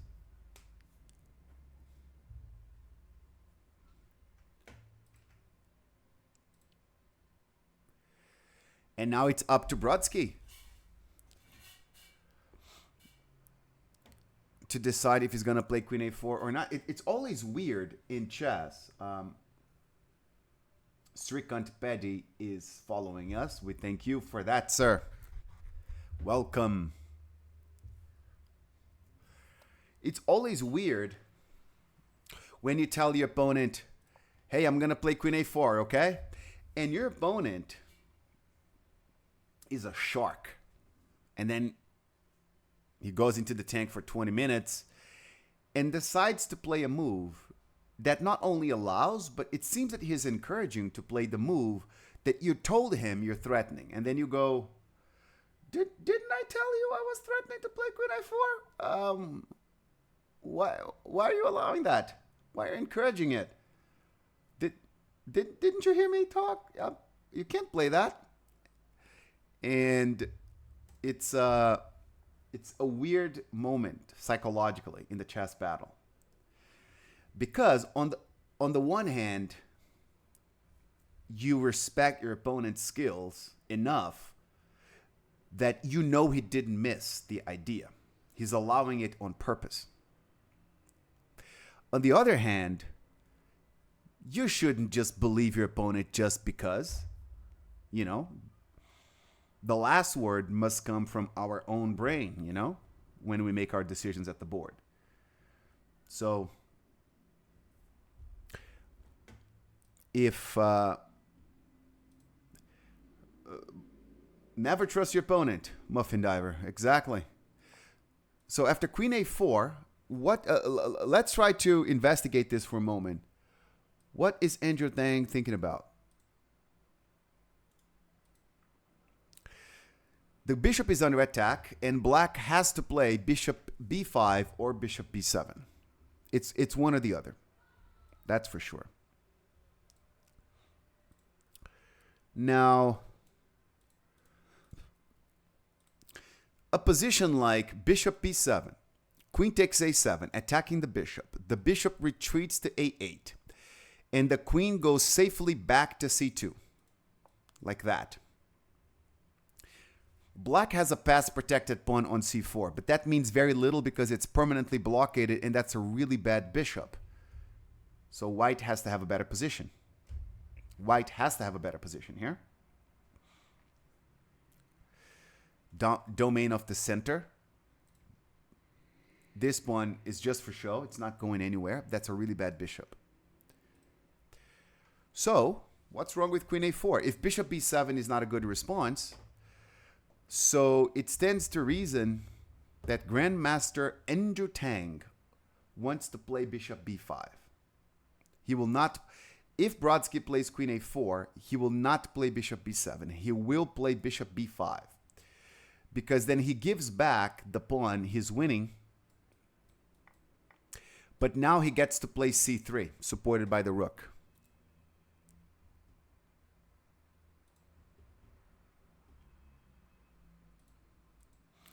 And now where does the bishop go? Because if it goes to e3, hangs this pawn. If it goes to f4, knight g6 gains a tempo. If it goes back to c1, then the rooks are no longer communicating with each other, but that seems to be the lesser evil.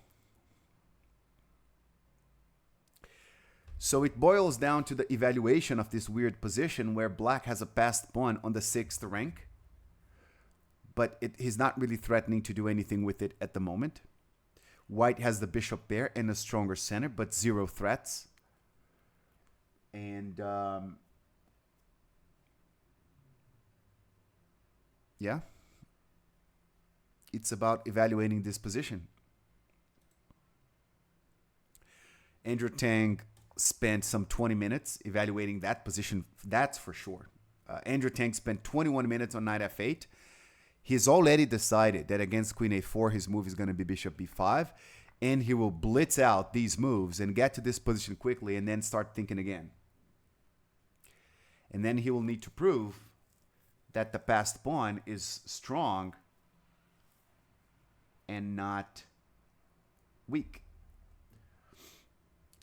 Back up, apricot. Brazil mentioned. I don't think Brazil was mentioned, but if I'm here, I think Brazil is being mentioned on autopilot, right? Brazil, baby.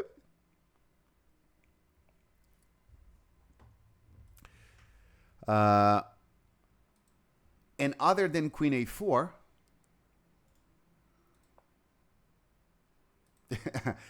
Tang trying to flag in classical as usual. Yep.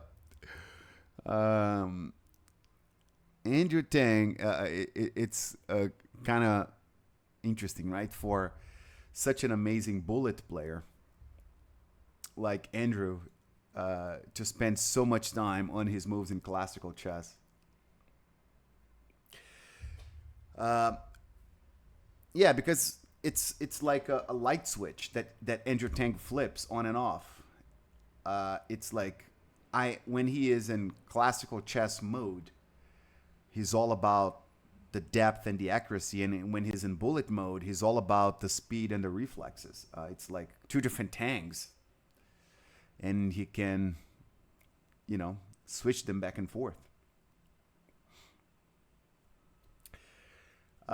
Queen to a4 is not the only way to play. White can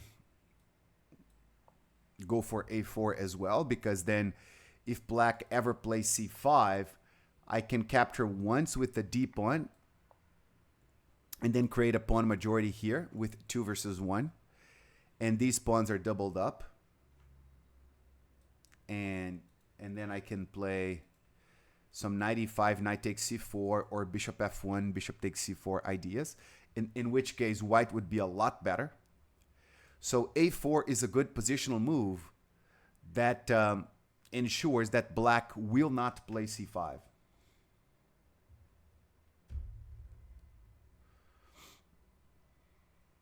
So Andrew Tang hates opening prep. Is that it? Head of Dog asking, does black have a much harder time in a closed Catalan than the open? So I play the white side of the Catalan way more than the black. And I can tell you from my own experience that black has so many more options when black goes for the open Catalan. So many more options. So I think they're equally good. They both work well for black. But black tends to be more in control of his attempts to win the game, to go for an advantage, to play more ambitiously when he's playing the open side of the Catalan. And there's so many good options there for black. The closed Catalan is more black saying, hey, I'm just going to stay solid here like it's a Queen's Gambit. And whatever you do, I know the solidity of my position will show, and I'll have a proper positional response against whatever you come up with.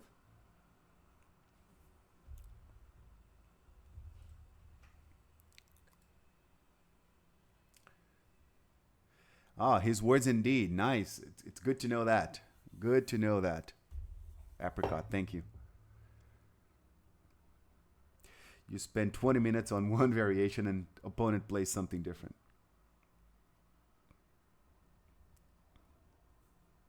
That's a good point, Muffin Diver. But I mean, since there is more concrete prep in the Open Catalan, and so if Andrew Tang does not like heavy opening prep and he's playing against David Brodsky, who seems to be a very energetic chess player, he gives me that impression that he can study chess all day long, and a player this young and this strong and this ambitious probably enjoys opening prep. And so that could be a good reason for Andrew Tang to avoid the more theoretical positions of the Open Catalan. It's a pretty hot and dry day in Brazil, and this is now empty. I'll be back in 2 minutes with half a gallon of water. Be right back, guys.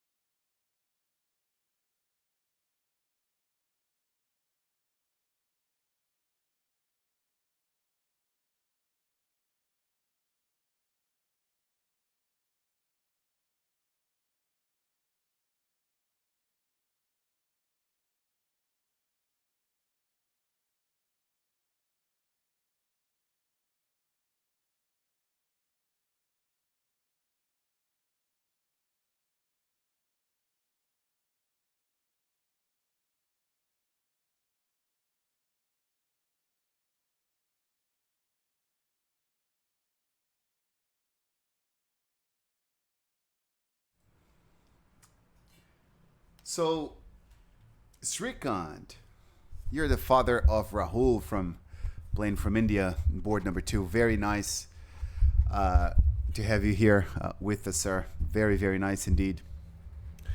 I was able to speak to your son in one of the interviews, and I could witness with my own eyes how strong he is, how skilled and hardworking he is.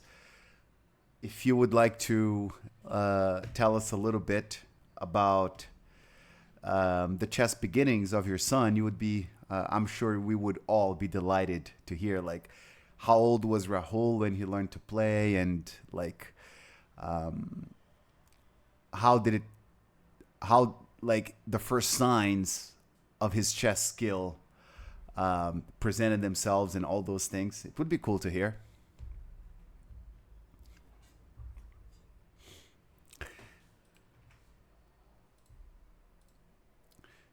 And David Brodsky has not yet decided on what he's going to do. He's got to be puzzled. You know, he knows this is a critical moment.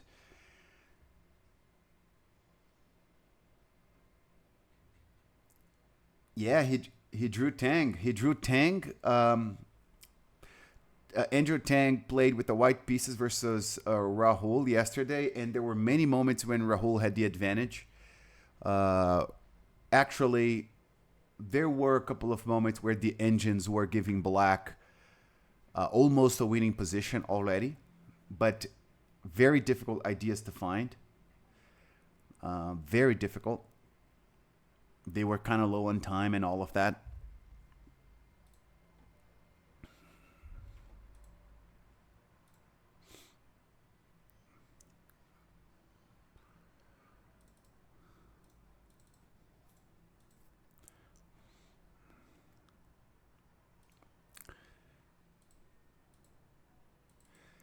Let's take a look at Liam Putnam's game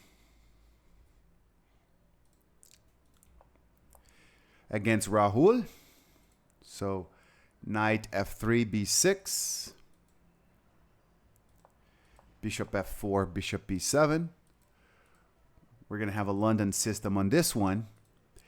Liam Putnam always interested in playing sharp ideas, trying to take the initiative as white and black. Bishop g5, and he's going to play h6 and g5. So Liam Putnam wants the bishop pair pretty much at all costs.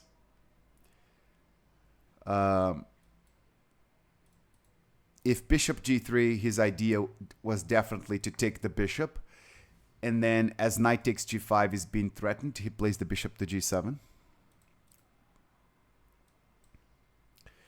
So Rahul answers with knight fd2.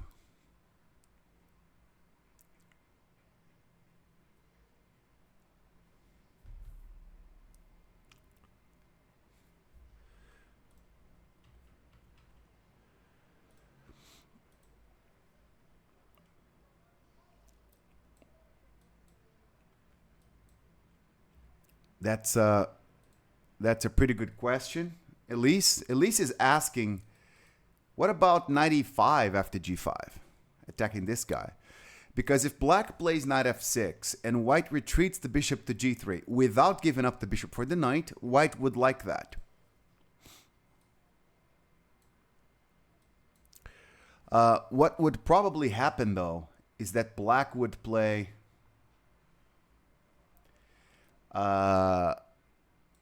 knight to g7.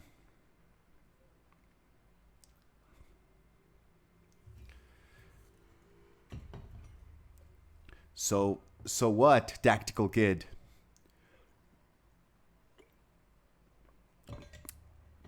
It's awesome to watch the very best players in the world, and we all enjoy that a great deal.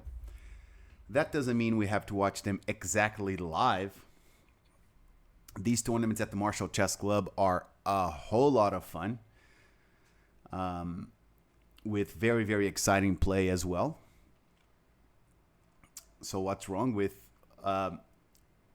taking a look at these games, and they later look at what happened at the Fabiano Caruana game versus Hans Niemann.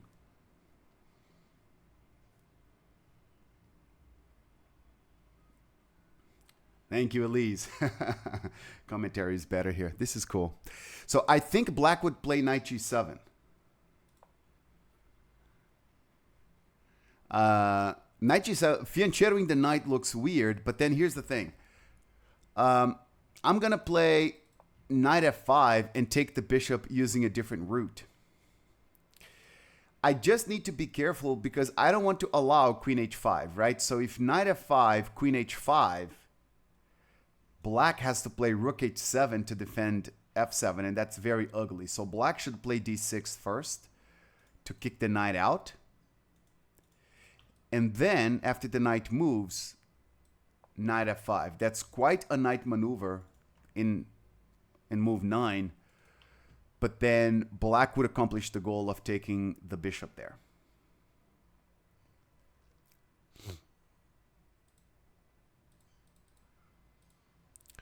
So Rahul plays knight fd2. I just want to, yeah, and he played this move quite quickly too. He had already made that decision beforehand.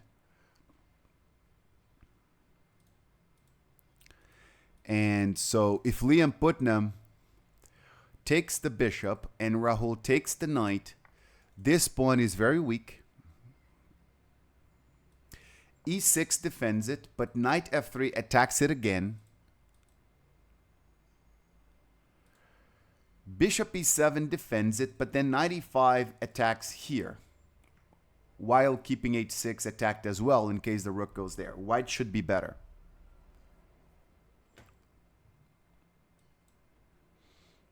And white should be better here.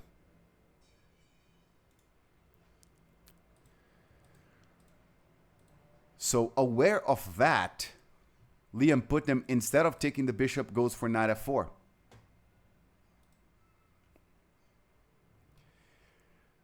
E takes f4, G takes f4.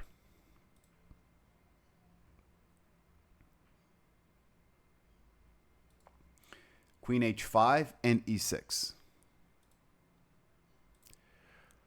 The pawn is defended. Knight f3 and queen f6. So far, this looks like very, very enterprising play by Liam. A bit impressive too. Thank you for the follow, Tactical Kid.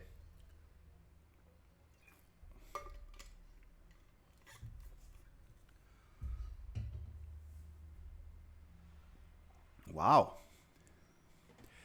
This is under attack, and he's thinking about some knight c6, queenside castling ideas using the bishop there.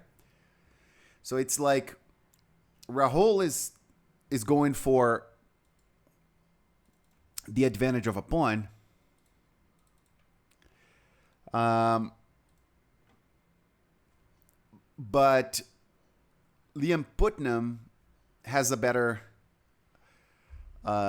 position in general because of the bishop pair is excellent in this type of position. And if Rahul takes the pawn here, I don't know if that's very good, because after queen takes h4, knight takes h4, bishop e7, the knight's under attack, and g3 hangs the rook. So the knight has to come back to f3, which allows bishop takes f3, and now these are tripled pawns, not doubled ones. And let's say knight c6 attacking this pawn, and then f5 to blockade the f pawn, make sure that these pawns are not going anywhere, and then bishop d6 is next, possibly knight e7 and knight g6 as well.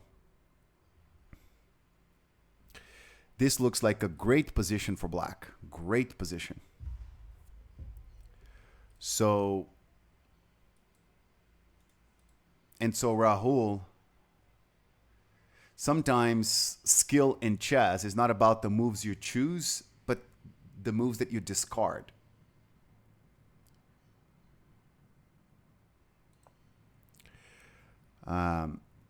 and he discarded queen takes h4 very skillfully. So g3, c5, bishop g2, h takes g3, h takes g3, and knight c6.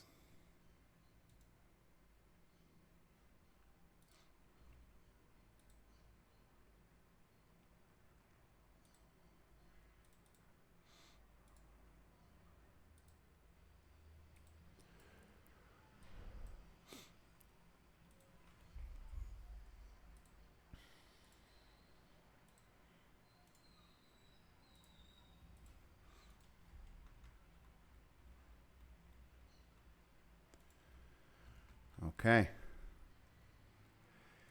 He castles kingside and c takes d4. Knight b. So this is the current position. Rahul has played knight b d2.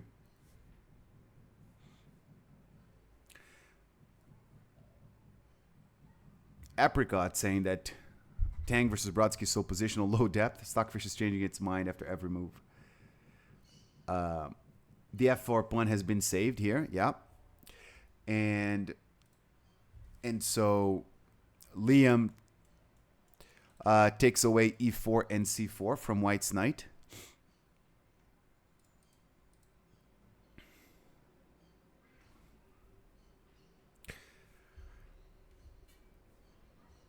I really support what these guys are doing here, you know? It's like they both want to win because we're not yet at that point in the tournament where a strong player who's got real ambitions for the tournament should already, be accepting quick draws. You know, that's usually the type of thing that you can do strategically at the end of the tournament to save some energy or to guarantee a positive result, you know. But this is round number 4, which means that we're not even halfway through the tournament yet. So this is a moment to look at your opponent in the eye and say, oh, you're a strong player, right? So am I. So let's meet in the middle and see what happens. And both players are really going for... I love this type of attitude. It looks like both Rahul and Liam are very much interested in winning.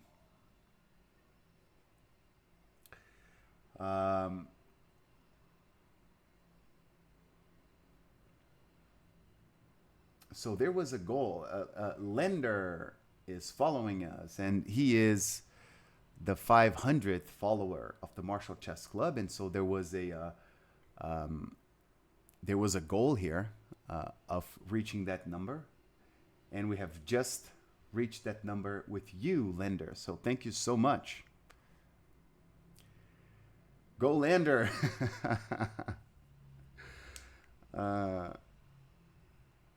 Rengal likes Black's position.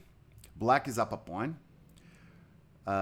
You can argue that White has more activity and White's king is safer. But Black has the bishop pair, and Black is up a pawn. Very unbalanced position. Very good chances for both. Overall, this is going to be easier to play as White. This is going to be... And Daniel is now following us, which means that we now have 501 followers. So it's going to be easier to play as White because White's going to go after this pawn. White wants the pawn back, centralize the knight. The king is safe. And Black is going to be the one now having to make some tough decisions regarding where the king should go, where the king should stay, and what to do with the bishop pair, if he should go for an end game, or if he should keep the queens on the board and try to attack on the king side instead. So I like Rahul's situation a little bit better, but Liam Putnam has a clock advantage, has a 15-minute advantage on the clock with 52 minutes versus 37. Meanwhile, let's take a look at board number 3. The game's already ended in a draw between Novik and Bortnik. Bortnik had played a Caro-Kann where... Wait. Is this? No. No, this is a different one. This was a Sicilian Alapin game. If it was a draw in 17 moves.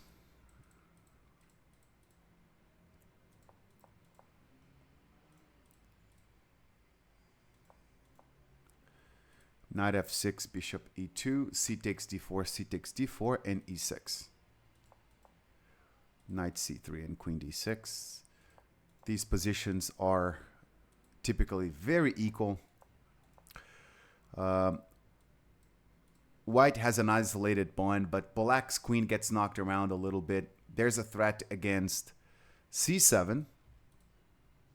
That's usually met by knight d5, which attacks the bishop and defends c7, but black is castling kingside instead, daring the opponent to play knight c7.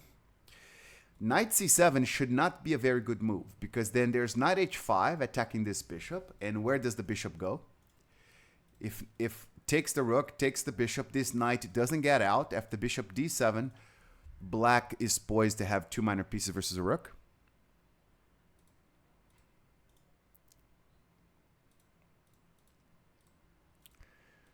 So rook to c1, knight d5, bishop g3.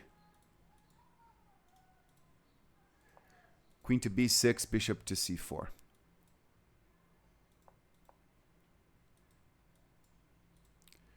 Bishop d7 and knight c3.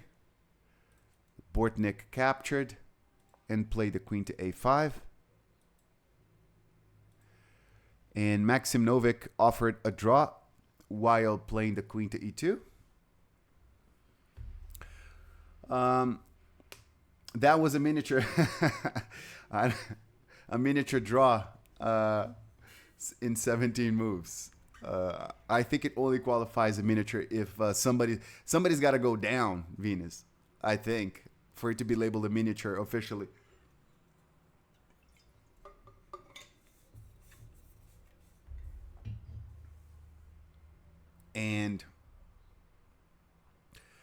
But it does look like White obtained a good version of these IQP positions. The IQP was turned into a hanging pawn formation where black cannot control the d5 square, and there can be some d5 ideas.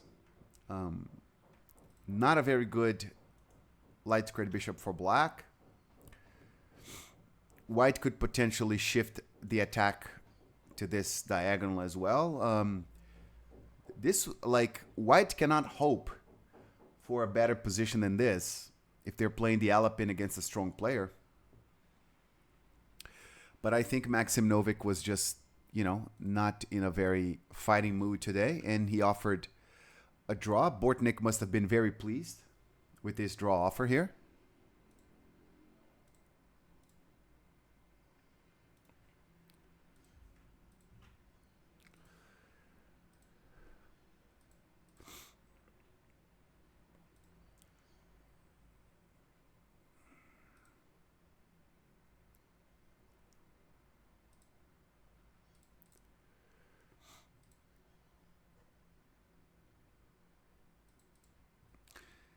Let's take a look at, I think the only game, I forgot. No, we looked at this one too, yeah. Brian Lynn playing white against Oliver Barboza. Oliver played the two knights variation. Knight f6, g3, and e6. Pd7, d4, and queen b6.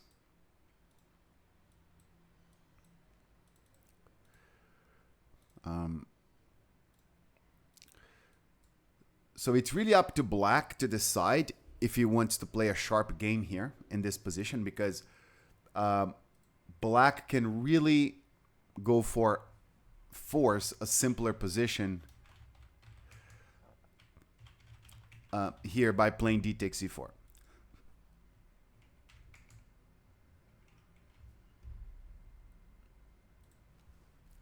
D takes c4, knight takes c4, knight takes c4, queen takes c4, knight f6, queen d3, and then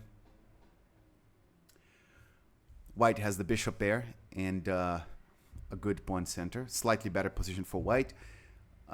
Black is solid but passive. So Barboza decides to allow e5, which is going to turn the game into something way more complex, way more interesting. He needs to retreat his knight to g8, but there's a good attack against d4. And bishop to e3 would be a complete catastrophe because it's not sacrificing a pawn, it's blundering a piece. So white plays knight to e2. And we have c5 and c3. C takes d4 and c takes d4. Check, king f1, knight e7, a3. So Barboza plays queen a6. Brian plays the king to g1, king side castling, knight f4. Barboza's position is a bit weird. Bishop e3 defends the center, and now this bishop is truly under attack. The bishop needs to retreat.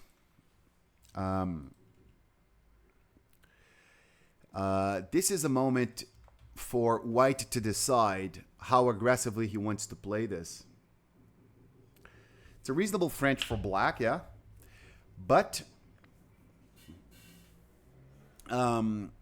whenever black is unsuccessful with the attack against white's pawn center, and there's a queen on the board, and you know, queen g4 ideas, knight h5, h pawn advancing, possible bishop g5 or bishop h6 ideas in the future, maybe even switching diagonals for the light squared bishop, looks like a very promising attacking position for white. There's lots of artillery and lots of reserves to be called. So I think this is a position where Brian Lynn, if he wanted to go hard on the king side, he had the right to do so. If you wanted to start with queen g4 or pawn to h4 and do something that is a bit radically inclined to attack the king side in spite of queen side safety, it would be a very legitimate decision for him to become quote-unquote irresponsible and do that. But he thought for 8 minutes and decided to play the king to h2. Queen to b6 and rook hb1, and he decided that his game plan is going to be devoted to the center and the queen side. He wants to push the pawn to b4. So he plays a couple of moves with the knight, and now he wants the knight to go to d3 and maybe c5.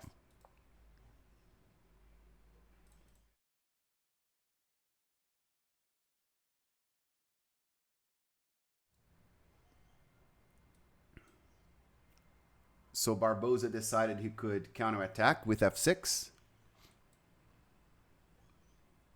But that's not an easy decision, because in the French defense, when black has the bad French bishop, the bishop is defending e6, right? Since there's no bishop there, now there's queen g4 attacking the weak pawn. Knight d8, knight d3. Wow, we can really state that the game so far has been a huge success for Brian Lynn, and another demonstration of the horror of playing the youngsters today. Wow, everything very well understood.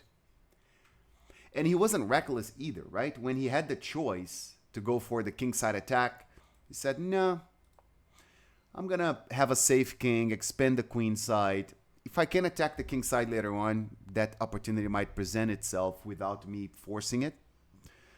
And very sober play.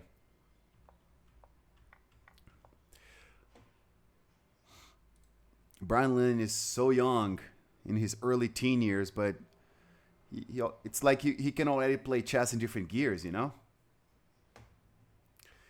This knight is under attack. Rook c4 ideas can attack the rook, so he decides to move the queen back to d1 to solve everything.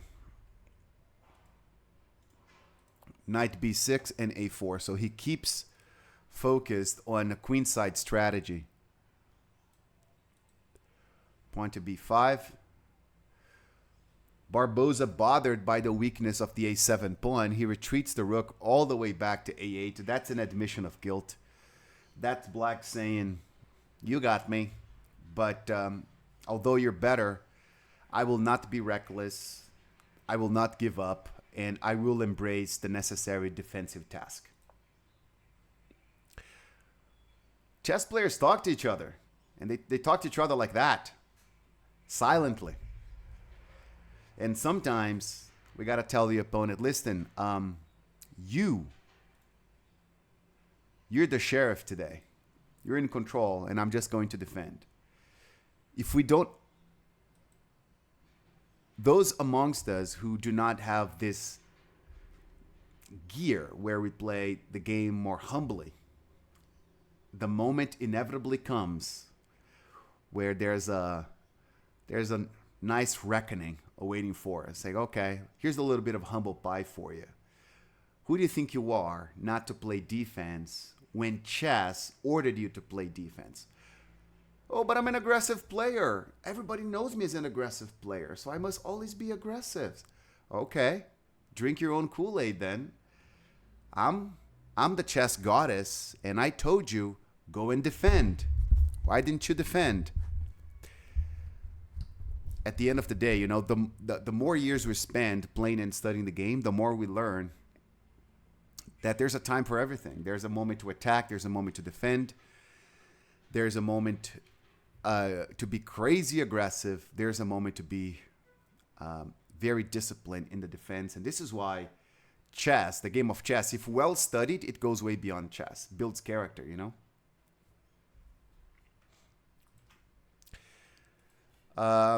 Before we head into this round's 15-minute break, we got to see what happened here in this game, because it looks like Wojtek Plot has beaten Yuri Lapshin very quickly with the black pieces. What happened here?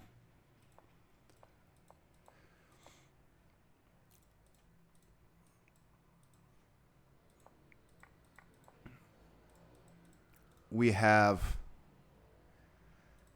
a 4 knights opening.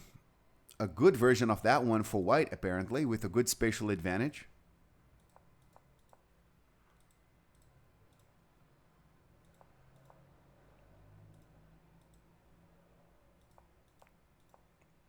Queen d2, bishop f8, rook a d1.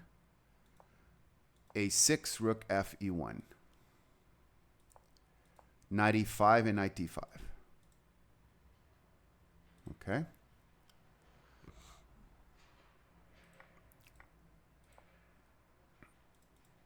Knight takes d5, c takes d5.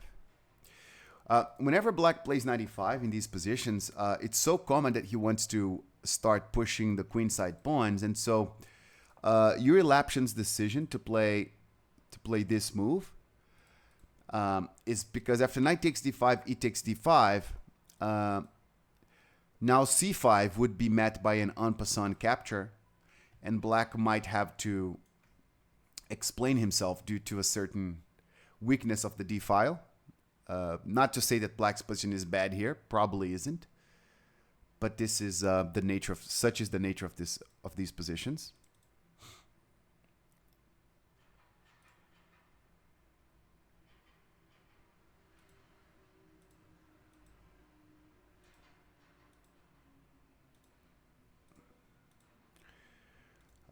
But h6 was played instead, and c4.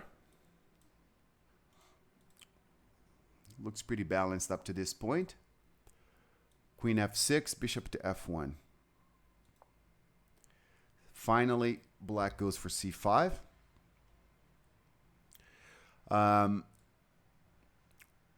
White pretty much needs to take en passant here. Otherwise, black will take over. A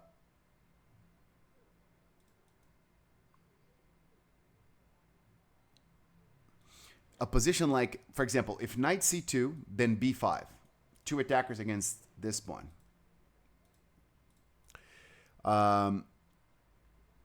If we take on b5, this pawn is now hanging, and this pawn structure is amazing, and black is better. Black is better for sure. Or white plays b3 to defend the position, but then after b takes c4 and rook a b8, threatening to invade the 7th rank, and then rook b1, bishop f5. Black seems to be totally in control here. This is a dream position for black.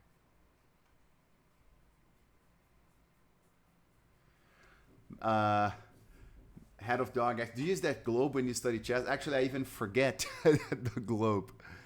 I even forget that the globe is here. And I have the Slav defense on the board. I had also not noticed that. That is amazing, head of dog. I do have the Slav defense here. Huge. All right. You're wrong, head of dog. I have the semi-Slav defense on the board, okay? Meanwhile, Elise smells knight takes f3 tactics pretty soon. There is such a thing in chess as being positionally forced to make this move or that move. And white is here positionally obliged to take en passant. There's no other option. b5 is next and black is better. D takes c6 is forced. And Yuri Lapshin played this move instantly. B takes c6,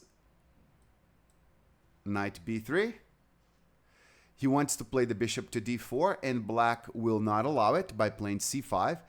Pretty good move. c5 is usually a bad move when white can play knight d5, gaining a tempo. But the knight is a ways away from d5, so c5 seems to be very well timed. So knight a5, bishop e7, and f4.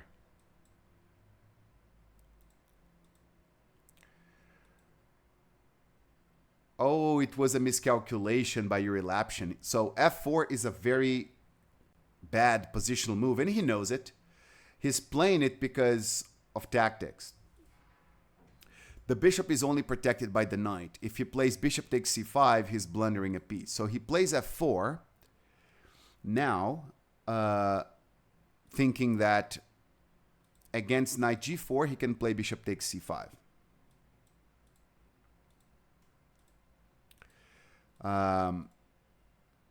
But then after d takes c5, he realized that he missed the weakness of the f4 pawn, because after queen takes d7, queen takes f4, that's just over.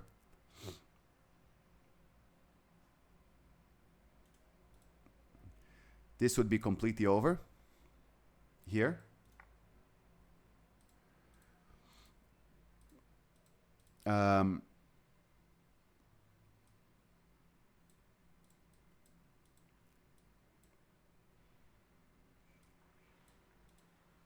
Wow, trying to fully understand this.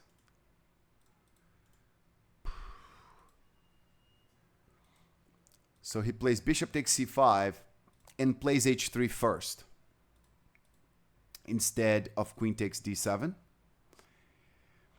thinking that the knight has nowhere to go. He has trapped the knight, and the bishop is under attack as well. Wojtek Plat responds with rook a d8.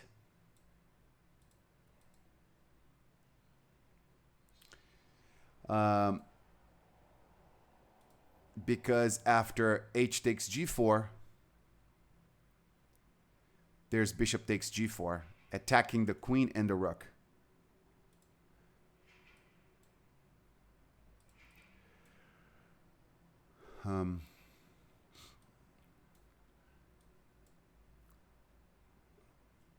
So how's this gonna work?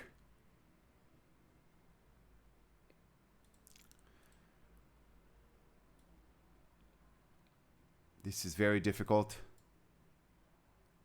Trying to find a way, white. No.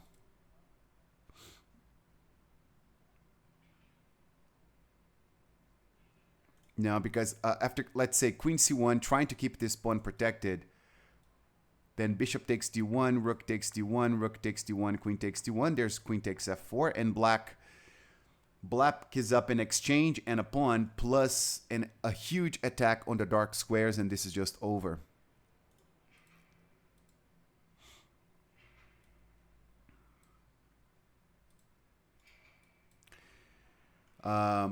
And so instead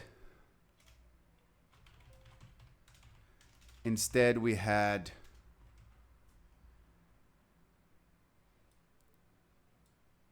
knight b3, queen h4. And white just resigned because white's down a piece. Unless he takes on g4. But after bishop takes g4, once again, the attack was going to be too much. White could only trade a few pieces and still be down an exchange and a pawn, and a huge attack for black too. So one wonders if Jiri Lapshin's extremely long chess journey yesterday, where he played chess for long hours, and his game was the last one to finish last night, almost 5 hours of play, if that had anything to do with the huge calculation mistake that he made here. Bishop takes c5 is a very bad blunder for a player of his caliber. It would have been better to play h3, knight takes c3, rook takes, but black has to be better by a wide margin here with the bishop pair. And the dark squared bishop is not a piece that white wants to give away in these situations. White's king tends to suffer a lot when black has a dark squared bishop here, and white does not have a dark squared bishop here.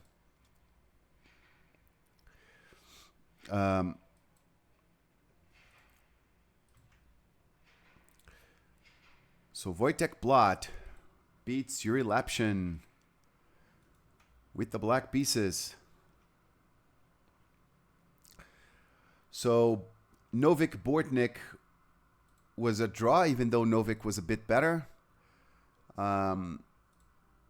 We had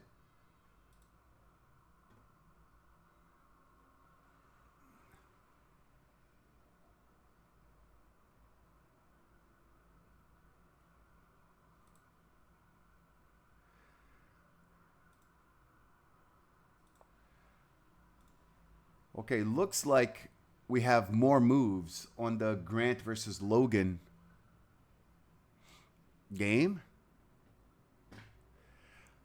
Bushwick asking about board 11, Kevin George versus Eugene Yanait. I'm going to take a look at that. We have a few more moves on the Grant Zhu versus Logan Brain mystery, because it was a win for black, had been made official after knight a5, but we actually have a few more moves being played. So a3, knight c4, knight takes c4, b takes c4.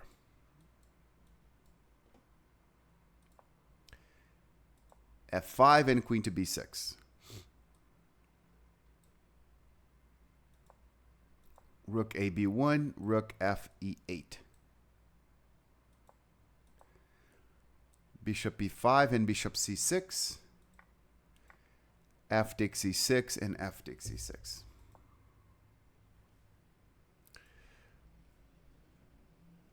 Bishop g4. White looks like white has a very good position now. Black seems to be lacking pieces on the king side. White's doing so well. Queen a7. Now knight e2 brings another piece to the king side. Bishop d7 and knight f4. Fantastic position for white. So this is even more of a mystery now.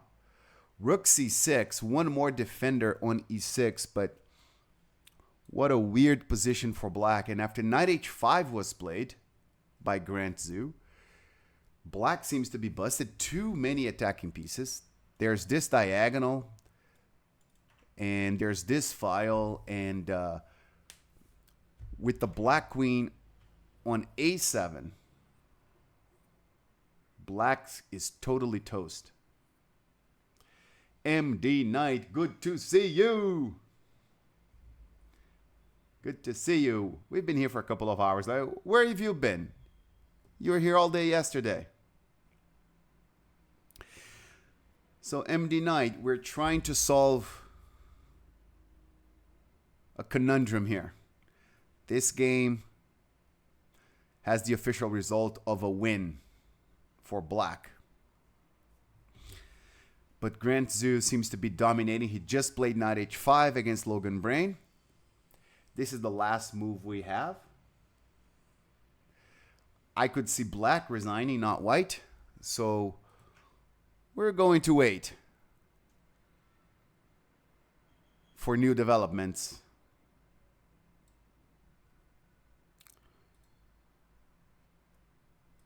It's that time of the round now where we go for a quick break, 15 minutes, and we come back to do 2 more hours, 2 hour 15 minutes towards the end of this round. I'll see you guys in just a little while. Be here.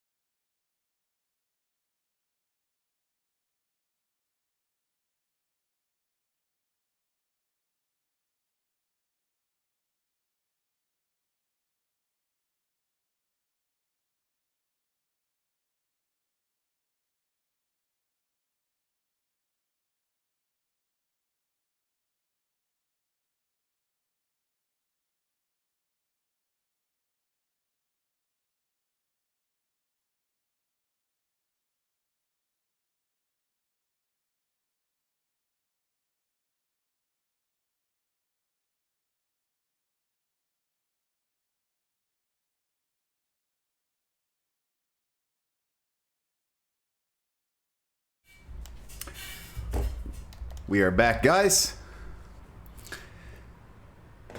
And we will take a look at the latest developments in Andrew Tang's game.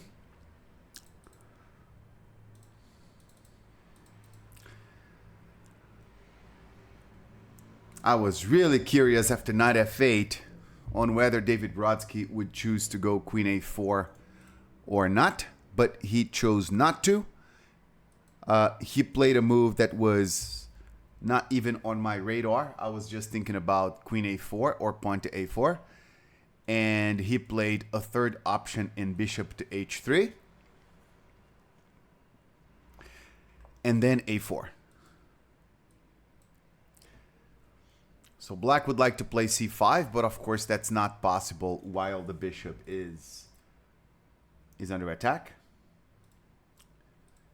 So bishop a8 clearly indicates that Andrew wants to do something with the pawns. c5 or b5. So we have rook d1. And Andrew decides to play b5. And it took him a long time to decide on that too. It took him 14 minutes.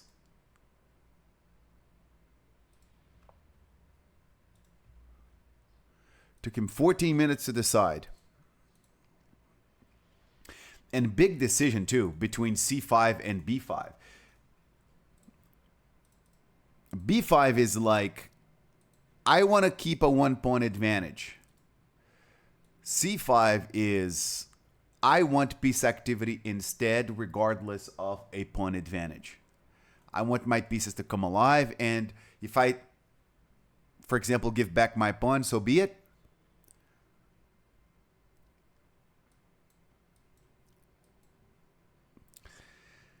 c5 looks interesting just because, for example, if d takes c5, b takes c5, black can have some queen d3 ideas later on. Like e4 is attacked twice and defended twice, but the ideas of queen d3 are kind of annoying to play against.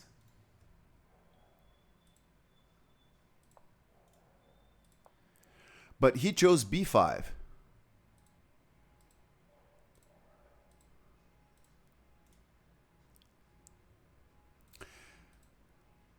So capturing on b5 twice would be a huge mistake, because this knight is in charge of defending e4, and after bishop takes e4, black is actually going to win the exchange in the game. So knight takes b5 is really bad.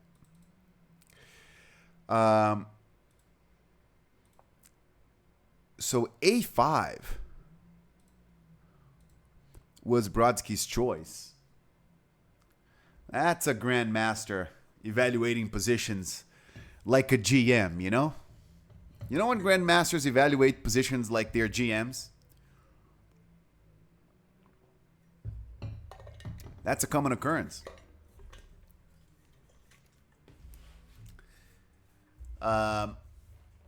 So David Brodsky's whole strategy is to play against Andrew Tang's bishop and never to let him play c5 without consequences. We have knight d7, bishop e3, and queen c7.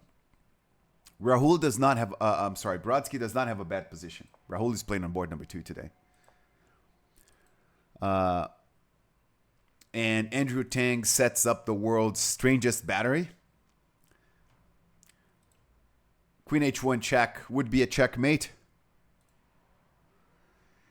And Brodsky feels like that's the moment to go for a kingside attack with so many of Andrew's forces stationed on the queen side.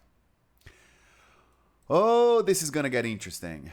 It's so cool that the two top dogs as round 4 began are two young guys. You know, ambitious and aggressive and wanting to win the tournament and just going for it. Because they had every right not to go for a fight, but they're going for a fight. They could be like, we're we're the only two 2,500 FIDE rated guys in this tournament. How about we make a little club that's just you and I, and then we don't go after each other's throats? How about that one?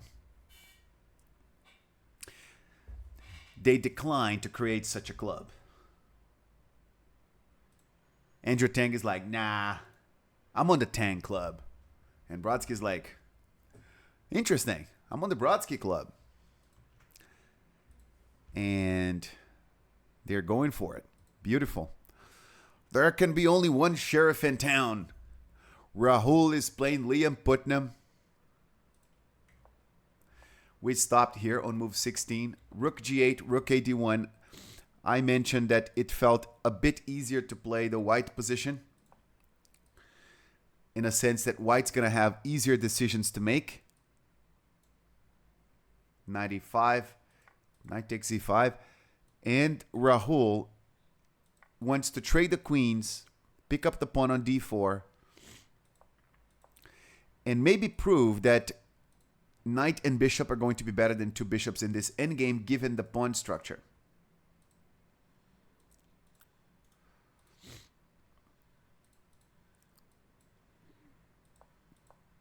King to b8, pawn to c3.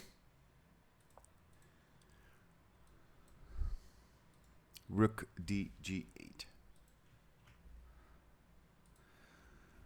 Very smart of Rahul to block the h-pawn like that, right? Otherwise, if Liam Putnam doubles the rooks here and then plays h5, h4, an attack can develop here.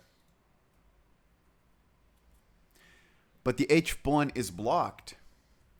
And the knight on d4 has to be the best minor piece on the board. So black cannot claim an advantage with the bishop pair. The important thing now is that bishop takes f4 is being threatened, and white needs to do something about it. Rook h4 defends the pawn. Rook h2 defends the bishop. Maybe f5 too. Maybe white can push the pawn.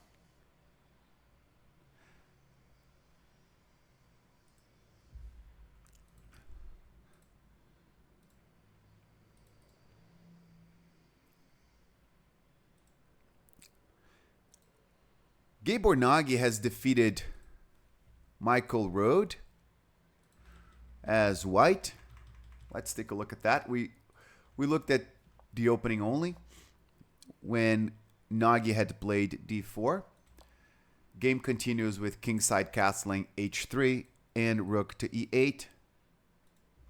Rook e1.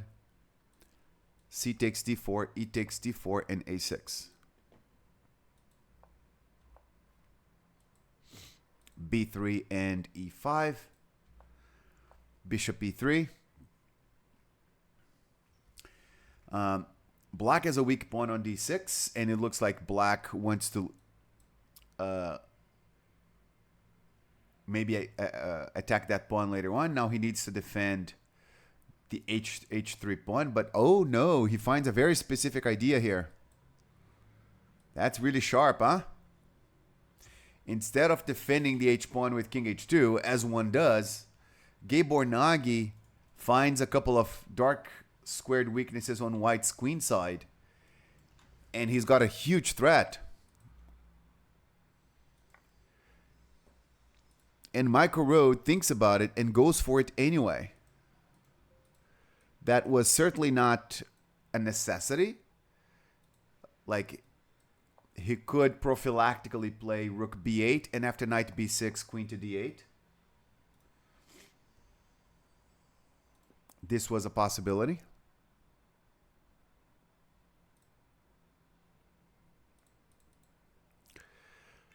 But these endgames are usually really pleasant for white. You know, let's say knight takes d7, queen takes d7, trades the queens and play rook ad1. Black has not equalized. This knight cannot go to c5 or b6. The bishop pair is a real asset here.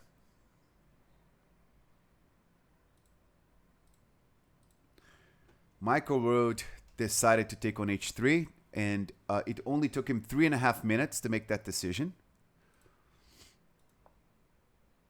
Knight b6, queen to g4, knight takes a8, bishop takes g2, king takes g2, and rook takes a8.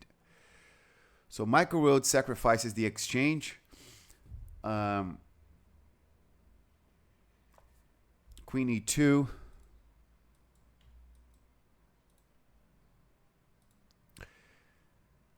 And now he plays the knight to e4.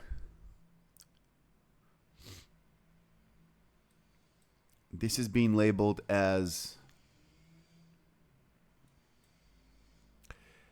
a weak move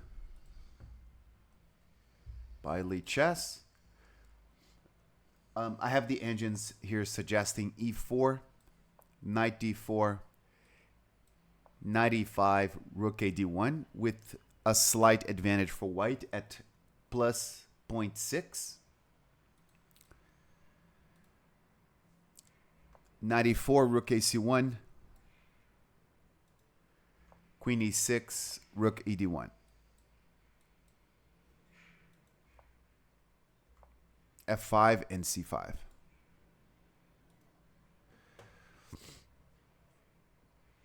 This queen is going to c4.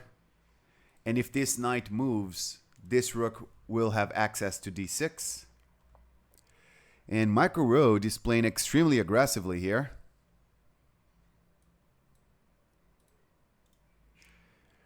It's a bit weird to do that without this rook joining the battle. He needs to, this rook should be redeveloped. F4. The point is that the pawn cannot be taken because of a draw by perpetual check. Like if g takes f4, there's queen g4 check. And we should have a draw here. White's king gets too exposed. So Nagy needs the g file to be protected. So he chose to play rook c4, knight takes g3, f takes g3, f takes e3.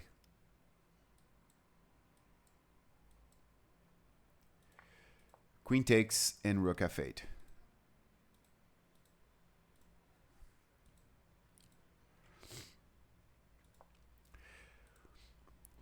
There can be no compensation for black now. This queen is tremendous. Black's dark squared bishop is limited. White can and will trade the queens, and black will just try to survive a much worse endgame. h6 tries to take g5 away from the knight. Capturing with the rook prevents a 7th rank invasion. But too many weaknesses in black's position. And now the pawns can advance on the queen side very quickly too.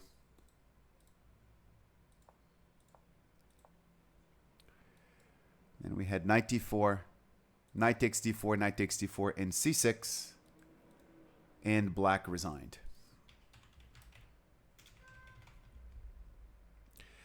Yeah, black resigns because after b takes c6, white's going to double rooks on the 6th rank. And since the white king is very comfortably inside the square of black's pawn, white's just going to take everything here and promote the pawns on the queen side easily. So black decided to just resign. Knight d4 was the last mistake.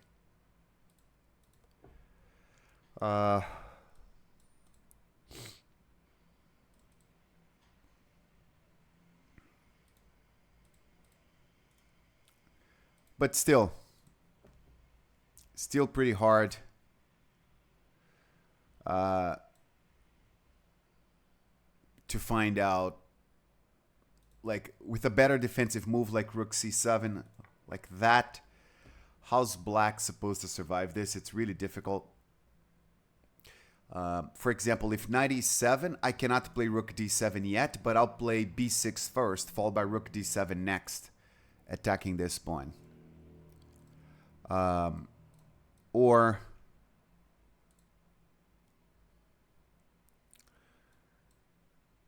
what else here? Maybe knight b8. Maybe knight b8.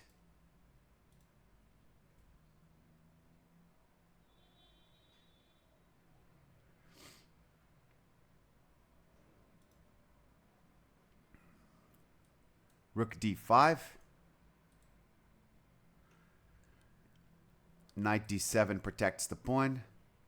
But c5 is so well defended. Now we put the knight on e4. And this is...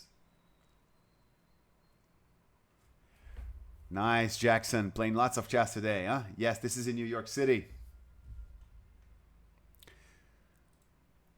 White was very much winning. You get the feeling that Nagy won the game with this idea of d takes z5 followed by knight a4. Grandmaster Michael Rode did not have a good answer against that.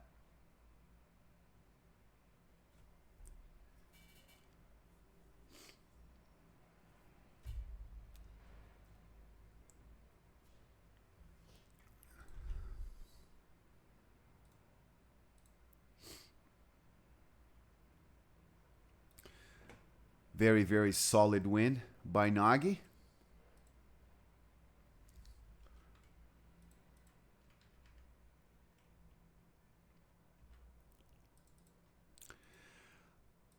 Another important game has finished on board number 4. Brian Lynn versus Oliver Barboza. We had looked at this game up until move 29, and it felt like White's position was much, much better. Knight c4, knight b2, knight a5. And then they repeated moves and went for a draw. Okay, but Brian is much better.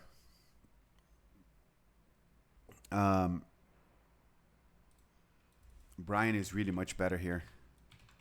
Much better. It's not just a slight advantage.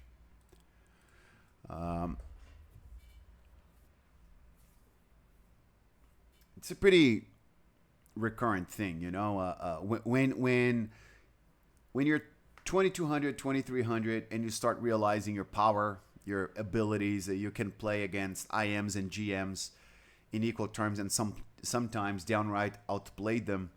It's kind of a long-term process for you to develop that confidence that, hey, if I have a better position, I will not take the draw, and I will do what it takes to win the game, or at least attempt to, you know, and decide whether or not to take draws, not based on who the opponent is, but on the position. And if the position is promising, to keep playing. I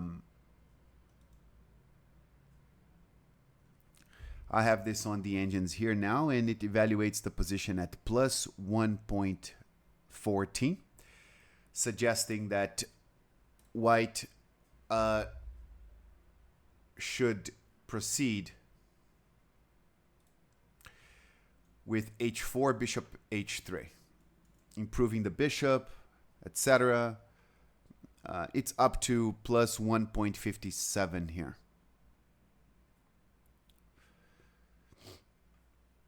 So White's long-term goal should be get the rooks involved, double them on the c file, and then play h4, bishop h3, and knight f4 to put pressure against e6 as well. Some combination of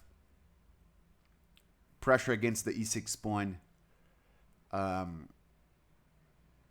and trying to get a queenside initiative as well.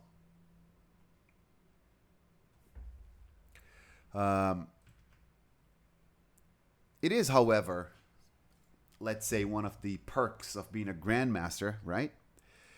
That those guys, they're always a threat, and they know it, and they can offer draws in worse positions with the implicit threat that, hey, I know I'm worse, But if you decline this draw offer, you're going to have to come through me to get this win, and it's not going to be easy.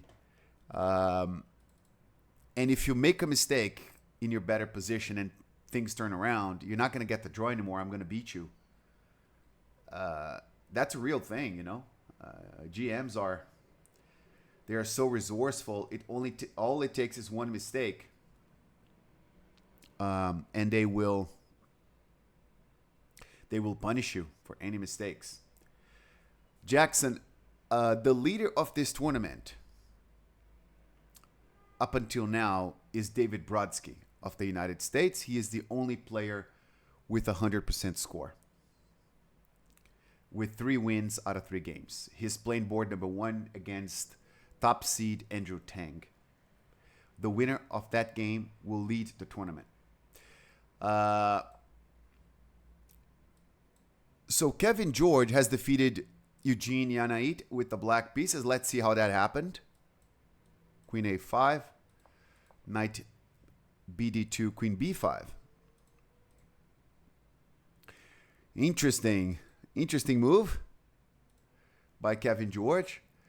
He will double his pawns, but he will get an invasion of the file.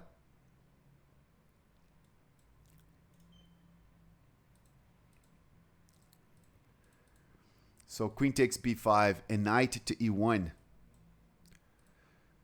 Appears to be a solid move by Eugene, defending the invasion here and attacking the b7 pawn. Black replies with bishop g4, f3, and bishop h5. g4, bishop g6.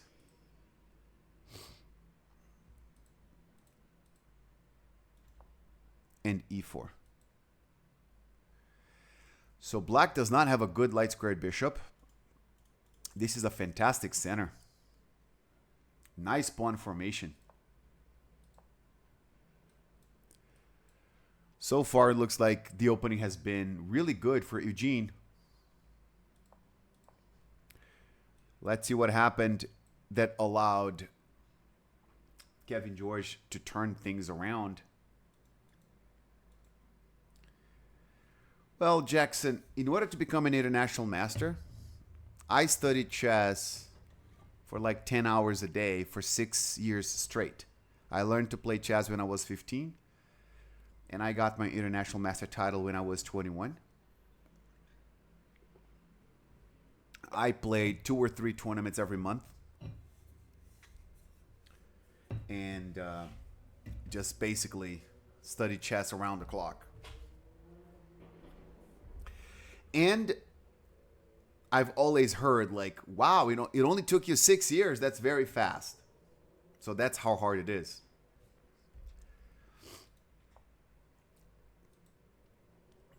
Pawn to a6, bishop f4, knight c4. Knight d3 and a5. So Kevin George is threatening to put pressure on the d4 pawn by ejecting white's knight from b3.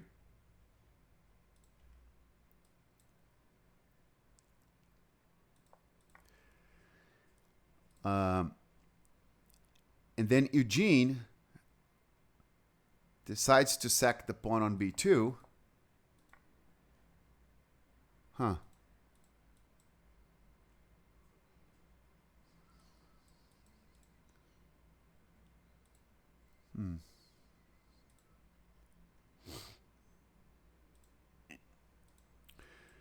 Now he captures with the knight, and then he ran into this.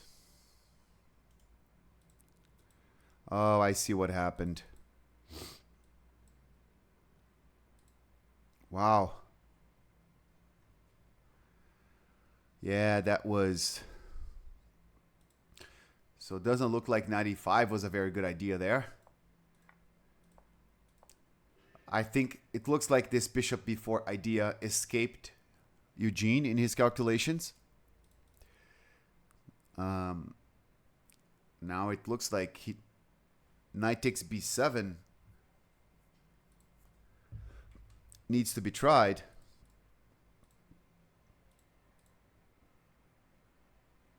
Yeah, but if knight takes b7, rook d7. And knight c5.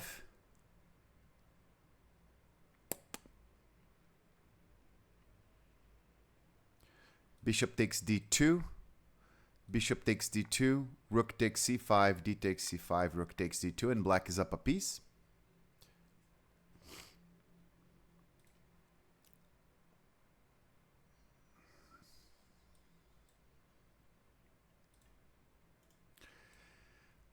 He played knight takes c4 and resigned after rook takes c4.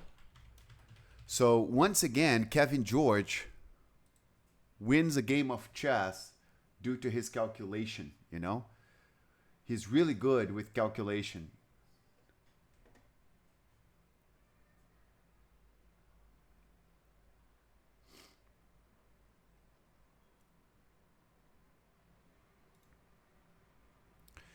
One more game won due to calculation. So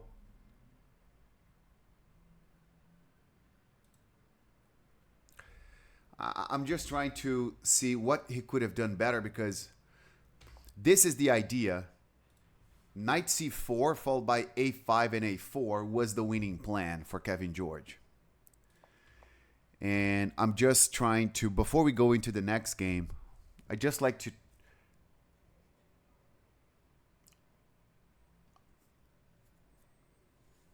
I'm trying to understand if Eugene is already worse. You know, it was a fine result of the opening for him.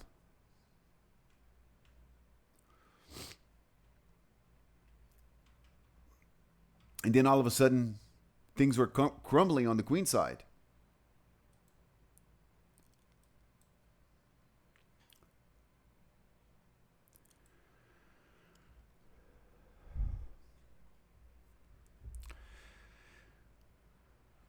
So, Chess Study Hall following us. Thank you so much.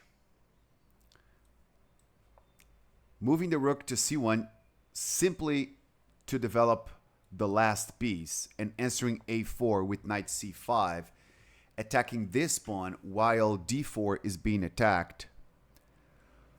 Looks like white has very decent counterplay, because we're not afraid of b6, because the knight, once it goes to a6, it can either go to b4 safely. We can play a3, knight b4, or this knight could even go to c7 to pick up the b5 pawn.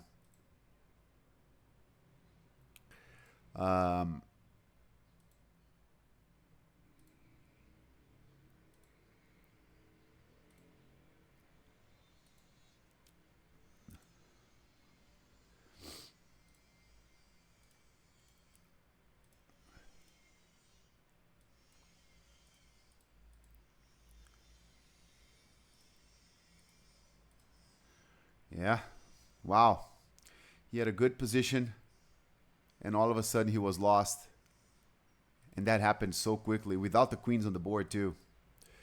Congratulations to Kevin George. Like, he's a bit of a beast, you know, in the middle game positions that require calculation. Kevin George is a strong player. Congratulations to him.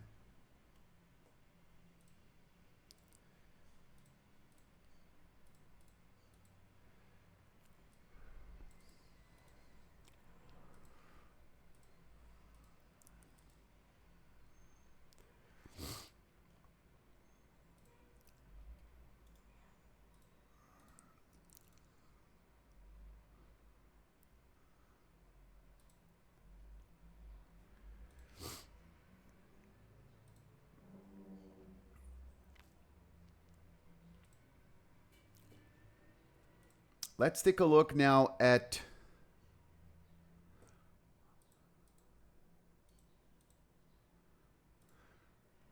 Lin Shizu, the 11-year-old little genius.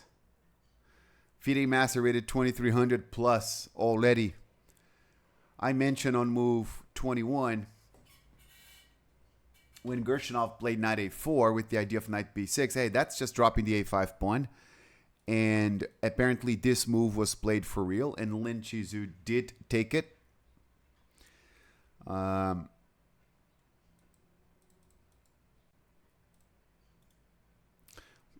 Black was already dominating the position after bishop takes c5 here because black has a dark squared bishop and white does not have a dark squared bishop, and that's the end of that discussion. The dark squares are very important in a position like this. A simple defensive move like queen c2 and black will play b5 and white can take en passant and the queen can take, and then this pawn is a target, and this position would require a long, arduous defense by white. But it's very likely that with disciplined defense, white can survive this. It's possible. Not with knight a4. Queen takes a5, and now black has that dream position when he's got a better position and he's got a material advantage as well.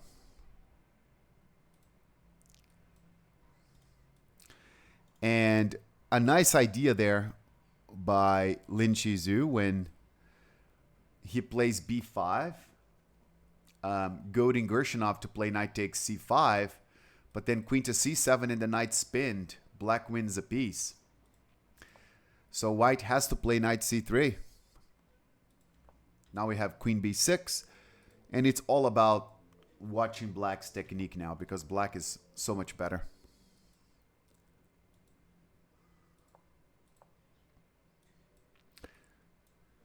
When I spoke to Lin Chizhu in December, when I interviewed him for the first time, was amazing to speak to him and see how mature his chess ideas are. And when I asked him if he wanted to go for the Grandmaster title, to him it was, yeah, obviously. And who can argue with his chances? Being rated 2307 at age 11. F5 and bishop e5. He is so gifted. Rook f1 and b4. Rook f3 and queen to d8.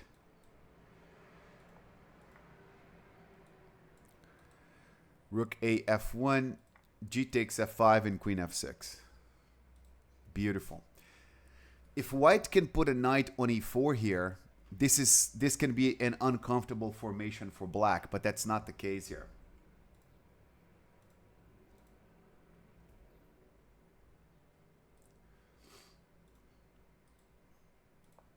So g4, bishop b5.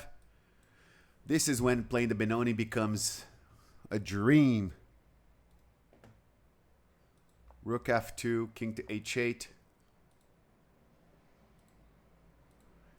And Gershinov gives up that pawn, hoping to get some activity on the h-file with a checkmating threat against h7, but that's too little too late at this point. Queen g6, queen c1, a5, rook h3, and bishop d3. Queen to d2 and c4. Woo, that's awful for white. The advantage is enormous.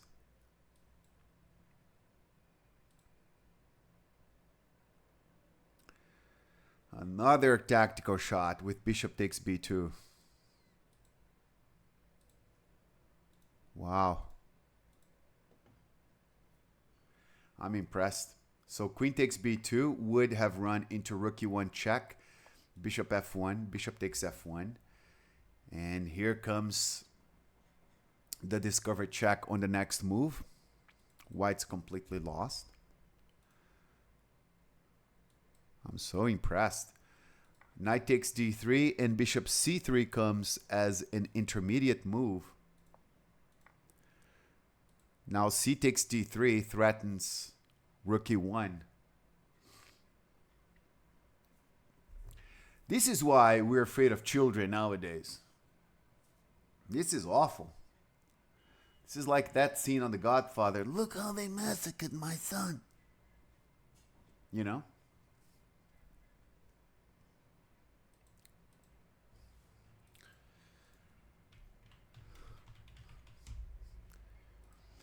Rook f1, pawn to d2, and white resigned. Rook e1 is next. This is the scariest game of the tournament so far, in my opinion. I'm just scared of Lin Chizhu.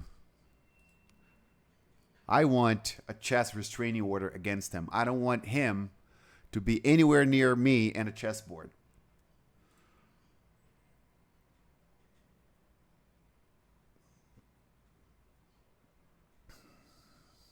I was watching Tom and Jerry when I was 11 years old. And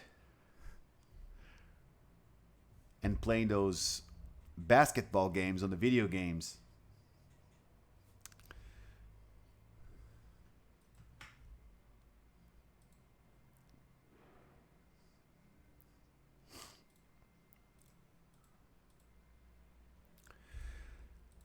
And another win with the black pieces. Nathaniel Moore had played a remarkable move on move 13 here against Elliot Goodrich, playing king f8. So we had bishop takes f6, bishop f4 check as an intermediate check. King to b1 and g takes f6. Queen to d3 and rook to b8. Knight e2 and bishop e5. White's position is much, much worse.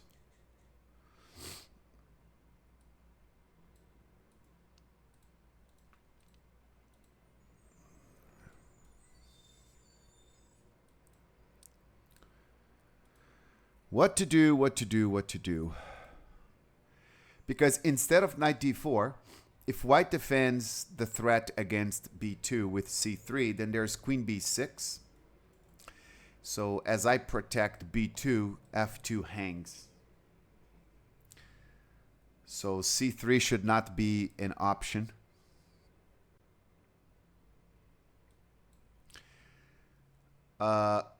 Nobody likes to play b3 in a position like this, but maybe this is what needs to be played now. At least black does not have a finish. Black would probably still have to work to build the attack, but yeah, but the attack is very strong.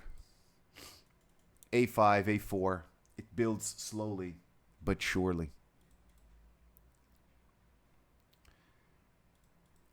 Knight d4, queen to b6. And now knight b3 is the only move, which is met by a5, a4.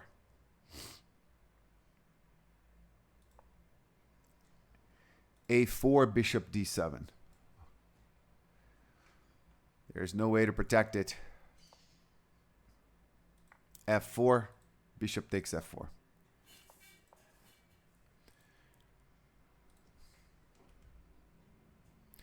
Rook is under attack. Bishop is defended. Bishop d3. Bishop takes a4. This is just winning.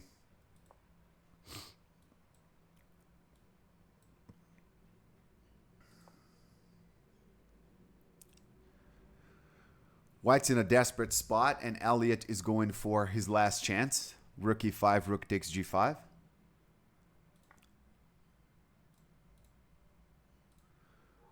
So bishop takes b3, rook takes g5, and bishop takes c2 check. Threatens a checkmate in one. So taking on c2 with the king is necessary so that the king finds at least one escape square on d1. And now rook b3.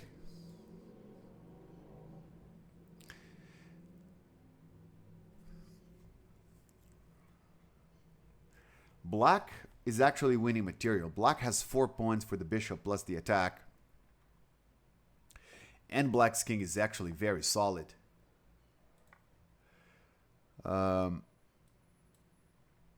Rook is also under attack.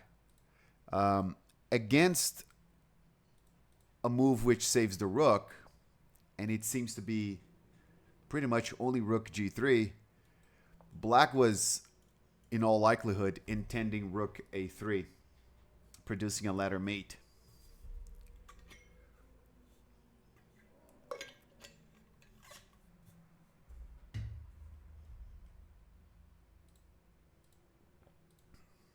But after queen g3, f takes g5, queen d6 check, king to g7, queen to g3, and queen b1 check. Nice touch. After bishop takes and rook takes g3, black will be up an exchange in 4 pawns, and so white resigned. That was a mean Sicilian by Nathaniel Moore.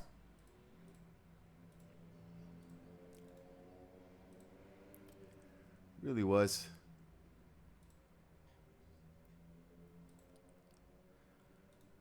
Really was.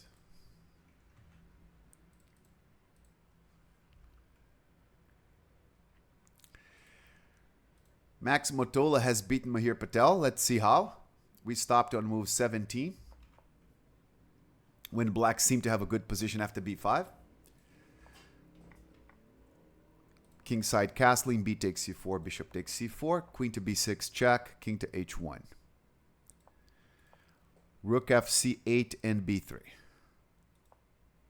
Queen to b7. Queen to b7 was very wrong. Probably Patel did not register this idea that the knight goes to e4, threatens the bishop, the pawn, the fork, and all of that. He is in very bad shape. Queen to b7 was a very big mistake here.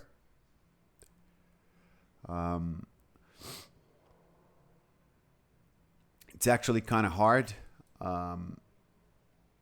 for black to produce an active idea. Queen to b7, trying to put more pressure against d5, was kind of optimistic. I would like to play a5 here and kind of accept that my position is a bit worse and hold on. And, you know, play the game kind of understanding that the opponent is the one in control. Oops, here.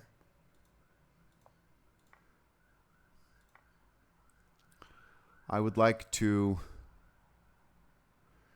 at least try to see if black has anything here after 94. Looks so desperate now. Taking the pawn on h4 was played, and it's hard to think about anything else, although this is really bad. At least black has something, but there's no attack on the h-file. This king is rock solid. Taking the pawn on h4 does nothing for the safety of white's king, and after knight takes d6, that's a pawn, that's the exchange, and that's a passed pawn, and that's an amazing light squared bishop. So that's it.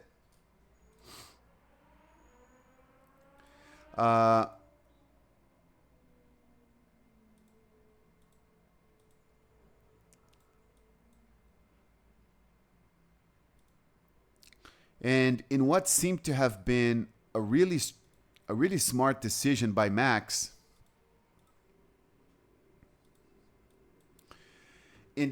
before playing this move, he goes for g3 to begin with. I had not seen this move. This is so good. The knight protects this pawn. The bishop is trapped. And even defensively, his king would have an additional safe light square on g2 to go to.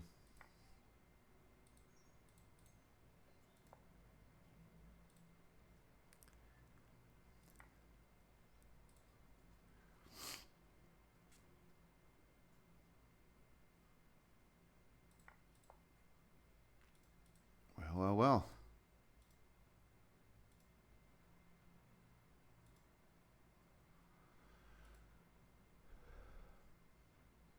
Okay.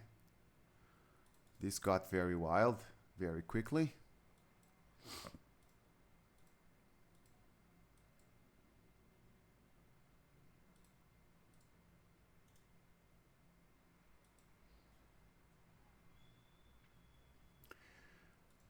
Okay, Mahir Patel should not have taken here. This is too hard. This is completely over. And it was over in a few moves. Queen takes d6, knight g6, rook g1. Black resigned the game here because after rook g8, white would play queen e6. Check, followed by rook takes g6. So taking the knight was extremely optimistic here. f4 was a pretty strong move. Takes the g3 square away from the knight, keeps the g file closed.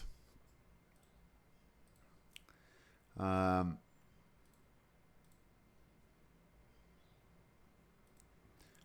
wonder.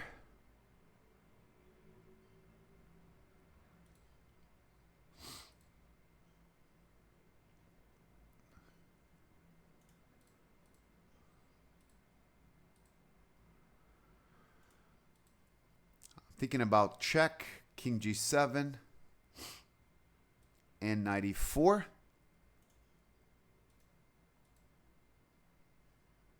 Or knight g4. Black actually has a lot of counterplay here.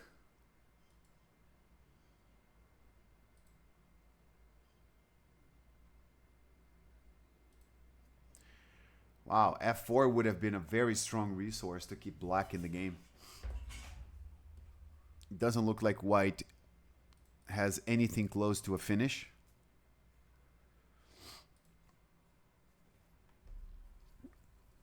Which means that playing knight takes h5 might actually have been a bit hasty by Max Motola. He's got an attack that's like, he doesn't need to rush. He can play the queen to h6 and the rook to g1, and one of these knight sacrifices will just present itself naturally, easily.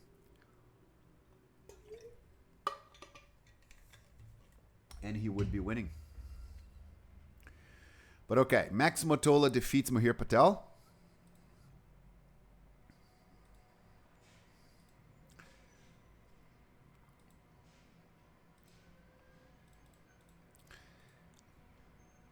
Yuta Zin versus Altman was a draw.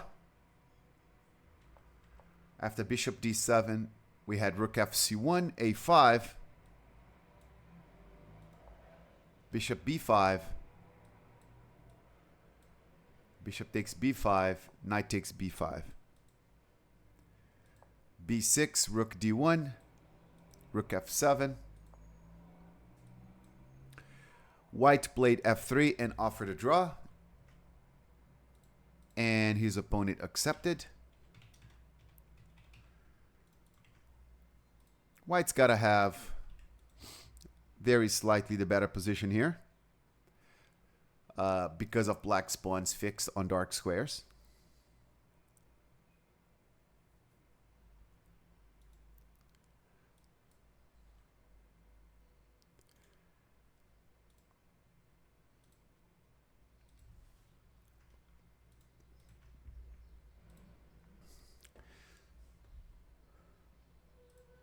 And so we have a draw on board number 20. Circling back to board number 1, Andrew Tang against Brodsky, which stopped on move 22 when Brodsky was trying to prove his compensation for the pawn. And Andrew Tang wants this knight to come alive on e5, on e6. So he pushes the pawn to e5. Nice, huh? So Andrew gives back the pawn. 22 moves, keeping the advantage of a pawn. On move 23, he decides he has a good moment to give the pawn back to activate the knight.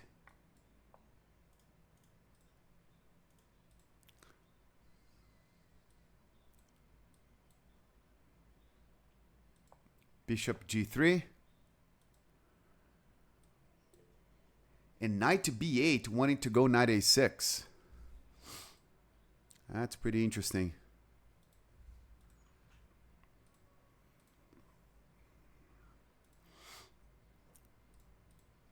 And we're going to have our first interview of the day. We're going to have a quick word with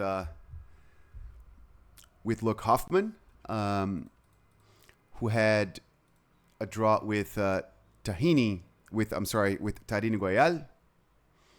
Let's quickly review that game before we have a word with Luke. So the game went actually way longer than we had seen, because we had a draw after a4 and only 12 moves. So let's take a look at what really happened after that. g5, h4, queen to d2, bishop f5, and bishop to d3. Bishop g4, knight e1, knight f8, bishop e3. Very strategic middle game, typical of the short variation of the Caro-Kann, which is what was employed by Luke in this game. G6, b4. Luke has good prospects on the queen side here, and he appears to be going for it. White has a good position. King f7, rook f1, b6, b5. And then c5 and c4. He's really going for the light squares there. C takes d4, c takes d5. Oh, this gets very complex. Queen takes d5, e takes d5, bishop c2. Black does have a good knight here. Bishop c5 check, king g2, rook a d8, and bishop to b3. There's a passed pawn for black, but that's also an isolated pawn. White has plenty of activity. Rook a d1, rook h d8, king f3, and knight c7. Rook a1 and knight e6. Rook ft1 and d4. Rook d3, rook c8. Rook a d1, rook d8. And the game ended in a draw after a few more moves. Bishop c4, knight e6. One of those situations where the position is balanced, and that's understood by both players. And here, bishop a3 check, knight c5. Bishop takes and pawn takes. So we have, let's see if this is really the final position. The final position of the game.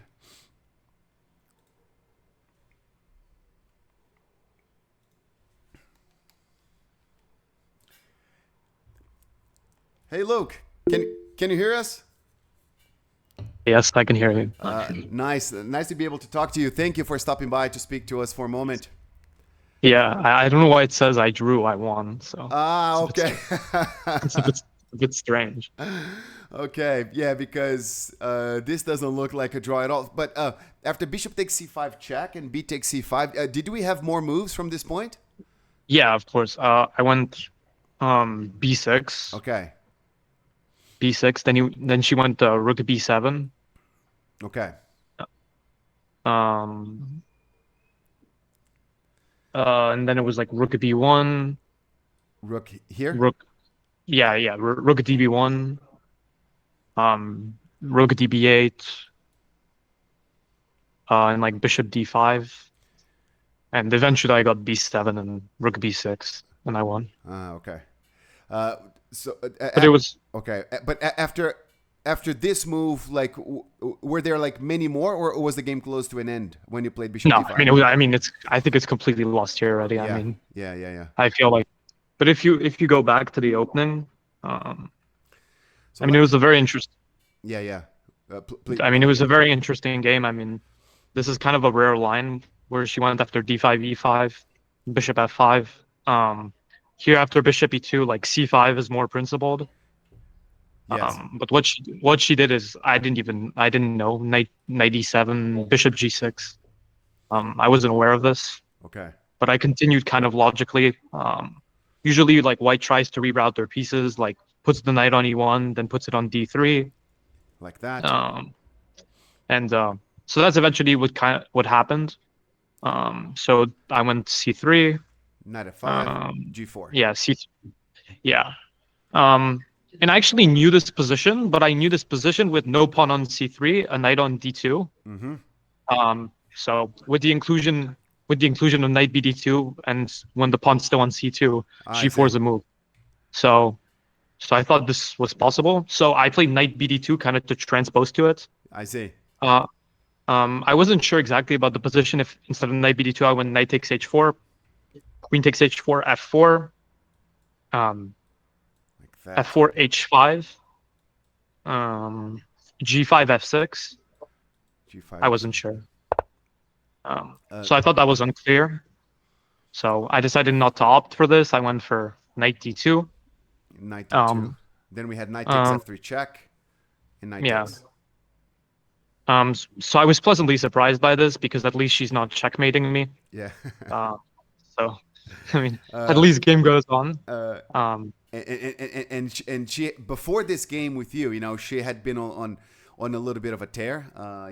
yeah, Her win against Gus in the first round was pretty yeah, impressive, and everybody's looking at her rating and going, how's she rated a 2080? And yeah. I thought she was very good. I didn't think.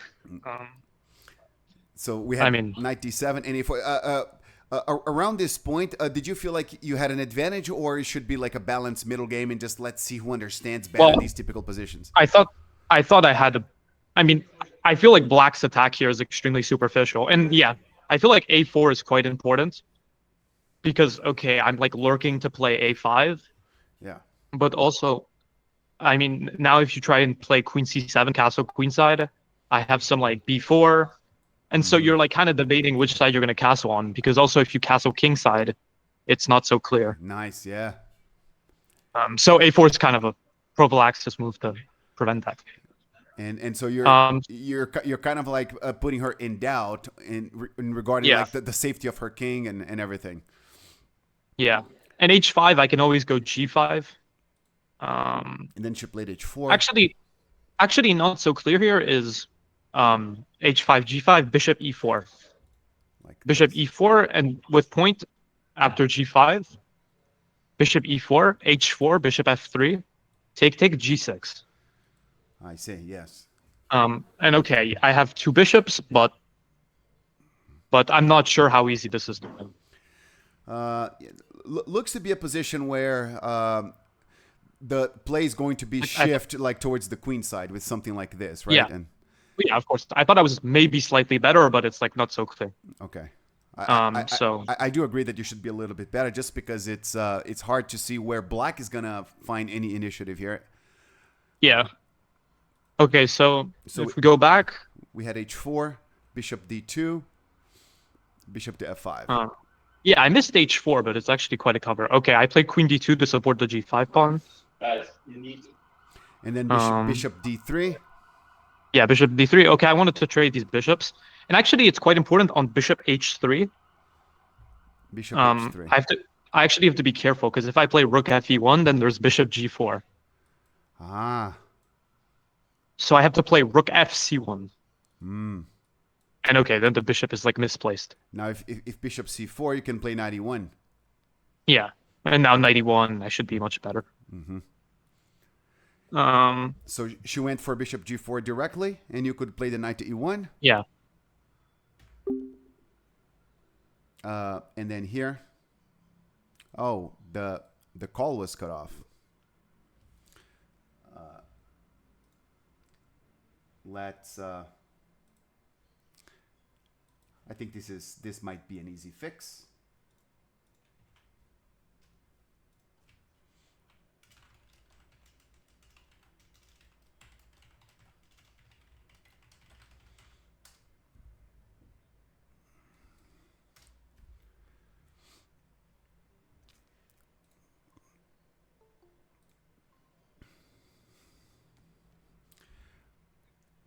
We are back, Luke. The call had just overstepped the time limit.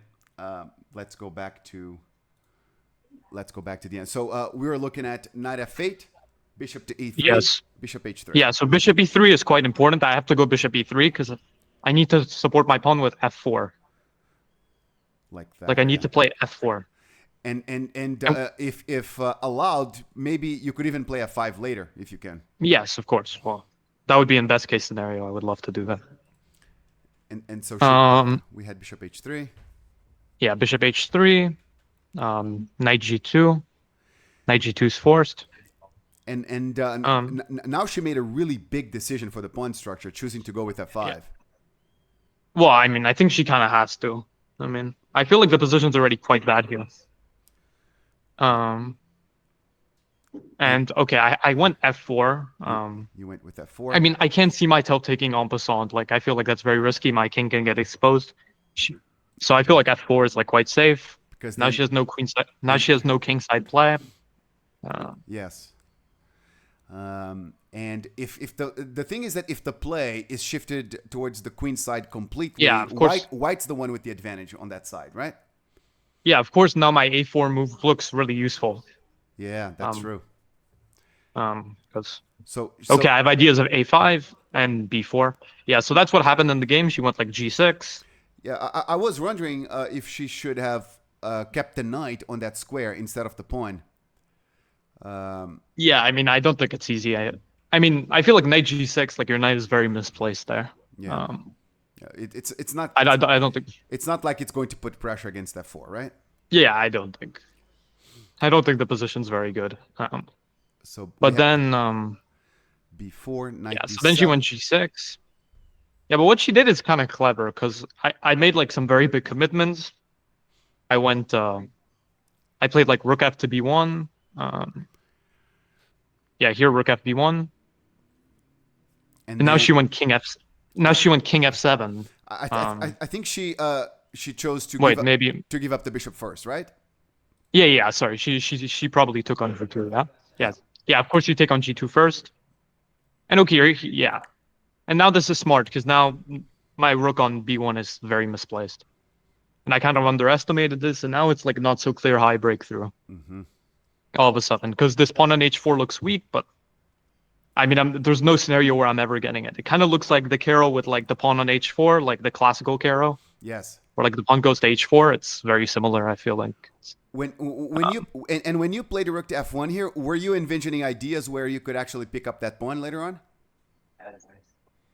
Oh, sorry, what? When you played the rook to f1 here at this point, were you thinking about the possibility of picking up the h4 pawn with rook f3, rook h3? Yeah. Well, yeah, of course, but I think that's pretty slow. I see. I mean, yeah. Idealistically, that's probably what I should have done. Then b6. So she decides that she cannot just sit there and wait, and she's gonna try for some counterplay. Yeah. With c5. No, this is where the game gets exciting because I completely misplayed. I should obviously play like rook f3, but again, rook f3, c5. It's like not so clear. Like I've allowed such a mess. I don't know why I did this. But now I have this genius, well, very dumb idea. Which is very dumb idea to go b5, which was just a terrible move. Because c5, c4, and it was my idea, but I was just like so attracted to the possibility of cd, c takes d5, d takes e3, d takes c6, king takes c6, queen a2. But obviously he doesn't have to like run into this at all. Oh, of course. Of course, this even then in the position after d, I think he can go king. She can go king g7. After d3. d6, king g7. Yes, and already like this is a complete mess. I mean, I'm probably better, but like it's like it's very dicey. That is But very true. instead she chose what did she play? She went She went c4. She went c4. for the solid option. Yes. Um, Here, c takes knight knight, c5. yeah, knight c5, and okay, now I went yeah, Bishop takes d4. yeah, knight c5, which I originally missed, but I'm lucky I have bishop d4, knight d3, and if she goes knight d3, I go d6, bishop f8, queen b7, king g8, rook a d1, and I should Wow. be okay. Bishop queen b7, king g8, rook a d1, Wow. and okay. I mean, I suspect I'm not any worse here. I mean, how can black be better? I mean, it's Yeah. impossible. Um, Wow. What? but if It's we, amazing. yeah, I mean, I mean, here, even here, I can go bishop c3 maybe, knight d5, rook takes d5 Oh in yeah. that position.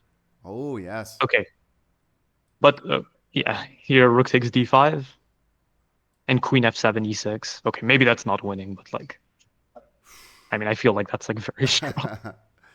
This is Okay, but tremendous. it's unnecessary. So she played like correctly, I think, with Uh, queen takes d5. because here you're gonna have e6 check here, or against king h7, Yeah. you might have a checkmate like this, which would be amazing. Well, also this. Um. So she played queen takes d5 though.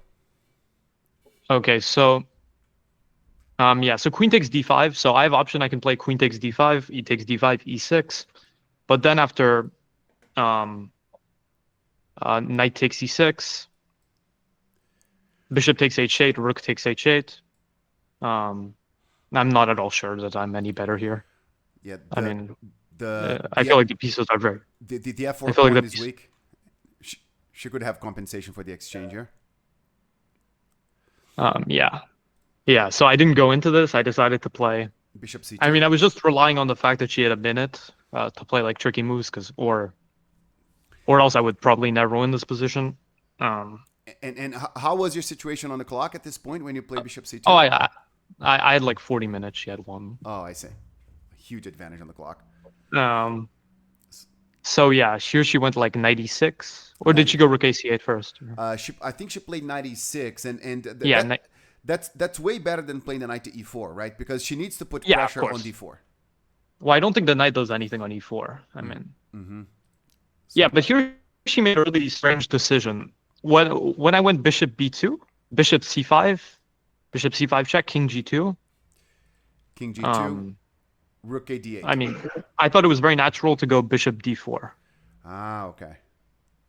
because I thought if you trade one set of bishops, your d pawn might be slightly weak. But if you can get a king to e6, a rook to d8, I feel like only black can be better.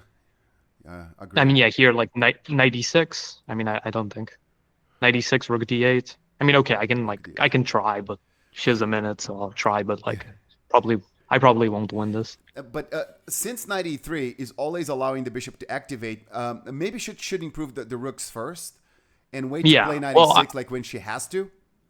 Yeah, what she did is okay. I think rook a8. It's like. So she played rook a d8, right? Oh yeah, sorry, rook a d8. Okay. Yeah. So bishop b3, king to e7, and pawn to a5. Yeah. Rook d7. The engines are evaluating this position now, Luke, as 0.00 here. Well, of course. I mean, I think that's pretty obvious. um, I think I don't think I can be any worse, but I don't think I can be any better in this position. Like. So we had rook a d8, rook h d8, Yeah. king f3, and she tried to go for the b5 pawn. Yeah, I thought this was already where she started to go wrong. I mean, there's nothing wrong with knight c7. It's just like I don't know. It doesn't feel like the right plan. Like okay, she's allowing some e6 no, but e6, king e6, there's nothing.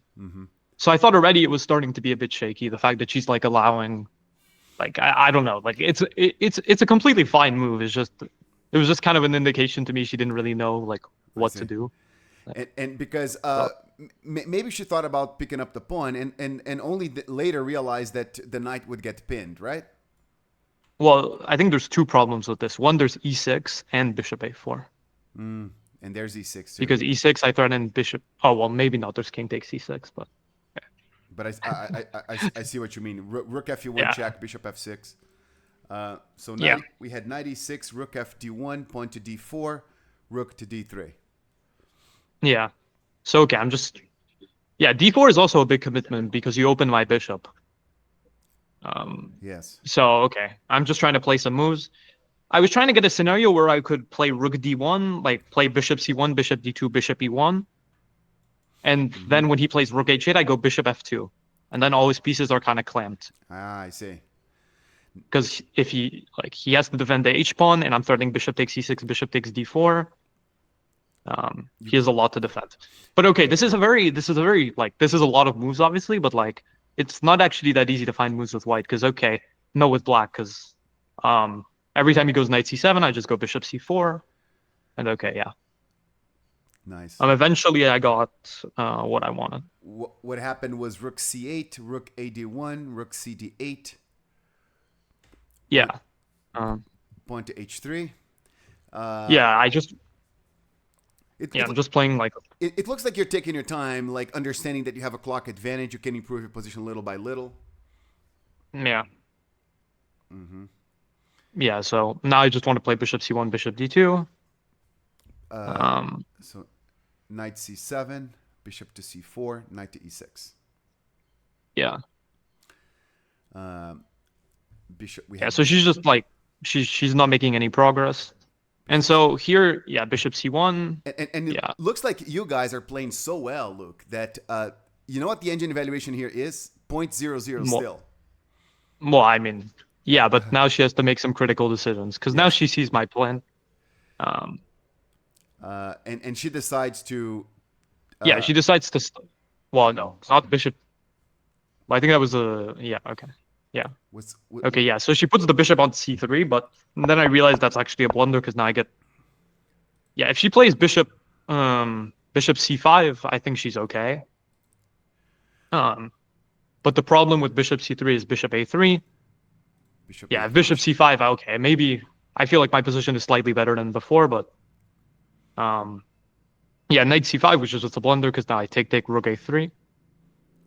And rook a3. And now I'm probably winning because I'm going rook a6. My b pawn is strong. My e pawn is strong. And and her bishop on c3 is terrible. Very, very. That's very true. Wow, this becomes a real nightmare. Like goes from balance to like black has no shot. Like kind of a textbook situation where you can crush the opponent with opposite colored bishops in the endgame. Yeah. Okay. She defended a bit. She went like. She played king to f8 here. We seem to have the final few moves now. So you played. Okay.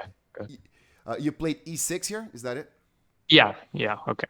And then. Well, it's kind of cute because you have to go rook d6 here. Oh, well, no, you have to go bishop b4. Sorry, because rook d6. There's rook a7. Instead of bishop b4.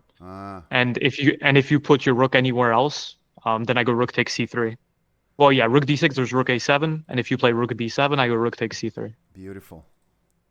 So she played bishop b4. So you have to go bishop b4 only move. Now I go rook a6. I mean, I don't see any other move. I mean, maybe, I feel like this is like. Yeah, okay, rook b7 or rook b8. Yeah, rook b7, yeah. She played here. Yeah. And now... Yeah, rook e7, yeah. Now we had b6, right? Yeah, b6. I don't think you can stop my pawns. Like, she went, b6, rook b8, I think. Yeah, rook b... Yeah, was it rook b8 or rook b7? I don't remember. We have... rook b7. We have rook b7 on the official broadcast. Yeah. And now I go rook a7. Yes. With idea, rook takes a7, b takes a7, rook a8, rook a1, and now bishop d5 is unstoppable. And bishop d5 next. Beautiful. And... So she went rook b8, which is also only move.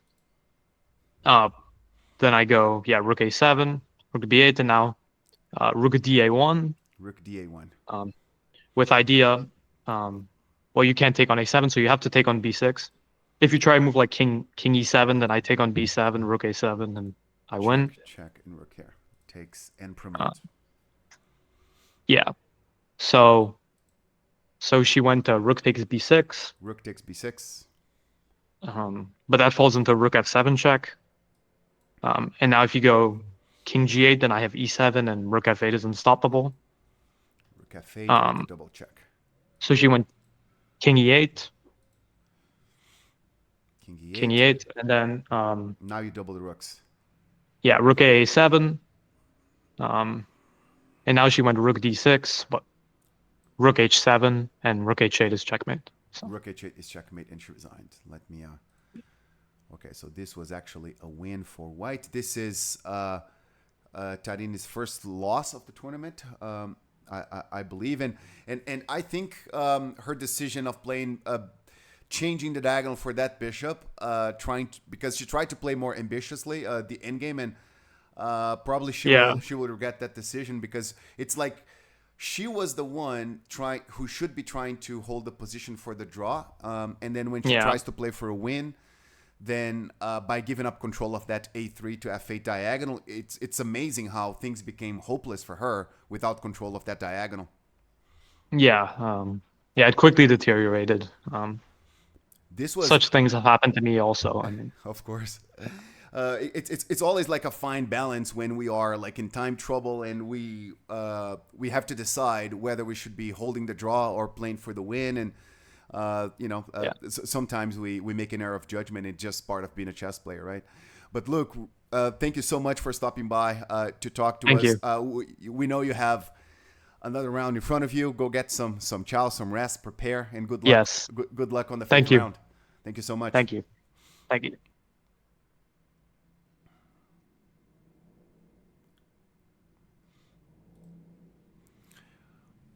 What a strong player. Like, he's rated 22-19, but the way he talks about the game, it looks like he spends a lot of the time like really calculating, and he's not a dogmatic player. He's not bound by, oh, this is strategically wrong, and he's trying to find specific ideas, and trying to get deep into the calculation part. Like talking to Luke, I have a feeling that like there's nothing about him that says, oh, that's a lazy chess player. Looks like he's a guy who works hard on the game. Board number 2 ended in a draw, Rahul versus Putnam. The endgame was indeed balanced, maybe slightly better for Rahul. Let's see the final few moves. Liam Putnam was threatening to play bishop takes f4 because there's a problem on g2. So Rahul moves the bishop back here, the rook back to h2. We had a6, king to h1, b5, a3, king c7, bishop to f3, bishop to c8, and he can't advance the king to g2 now because there's bishop takes f4, so he makes another move with the rook to protect f4. He wants to play the king to g2, double the rooks, and attack the h6 pawn. Steve is 5, mentioning that he's learning a lot. We're very glad to hear that Steve is. Pampas Ostrich, isn't he like 2200? And yes, he's a 2210, 2220, and he's definitely working hard on this game for his rating to improve. Timo, my dear student Tim from Greece, is here. How you doing, Tim? We have a new follower. Gian's, is that F1 because you're a Formula One fan, I imagine?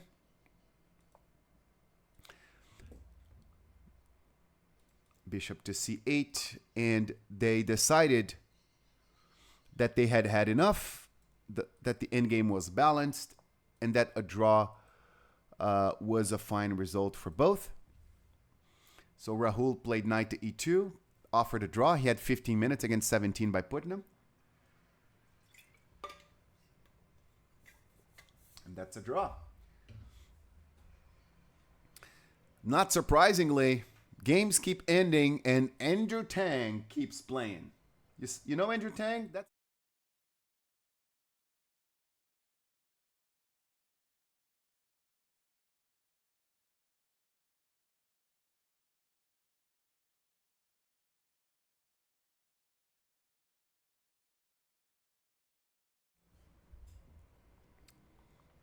we last picked up on the action when Andrew Tang played knight to b8.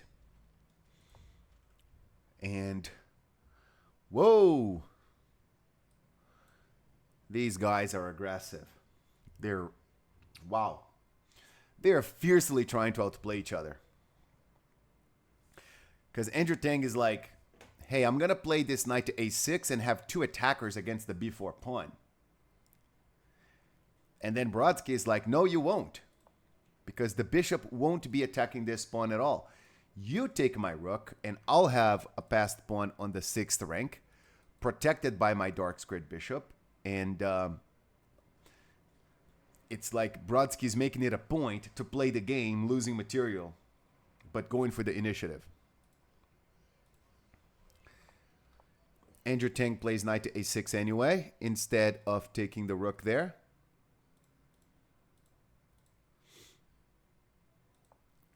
h5, queen c7. Queen d2. Knight takes b4. Andrew Tang sacrifices a knight for 2 pawns. So now he's got 4 versus 0 pawns on the queen's side. Whoa, whoa, whoa. These guys are scary. Like, they're both playing for a win so hard. Rook b1 and b4. Whew. Knight d1 and c3. Looks like Andrew Tang is dominating now. Too many pawns. Half his pawns are passed. So Elise is here doing the math for us. And that's true, huh? Queen to c2, bishop takes d6. What is going on here?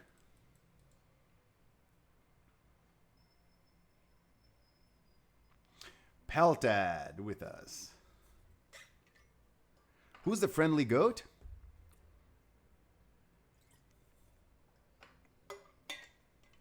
And who's Kaspi? Is Kaspi, are we talking about Garry Kasparov? Knight e3, queen a6.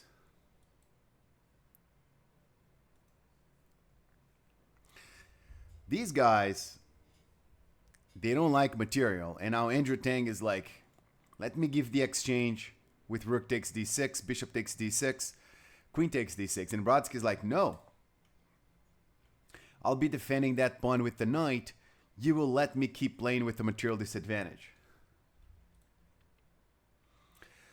Magnus Carlsen agrees that Garry Kasparov is the greatest of all time. But I don't think even Kasparov agrees with that at this point, given how great Magnus has become. And I'm a huge Garry fan.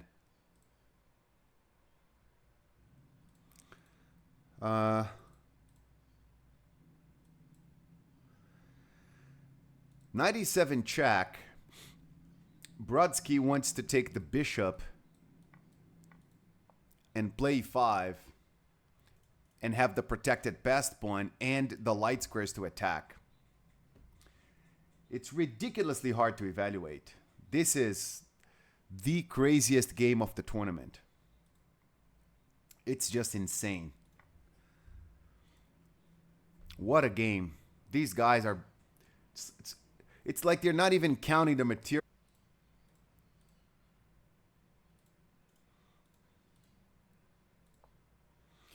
Rook e8, bishop f1, queen b7, rook e1. Queen takes c7 and bishop c4. Okay, it's after the storm, there's always the calm, and it's pretty clear now that Andrew Tang has a much better position. Although it's so insane, this is still anybody's game. Knight d4, knight takes d4, c takes d4. And Andrew Tang now has 4 passed pawns. At least, so more than half of his pawns are passed now, at least.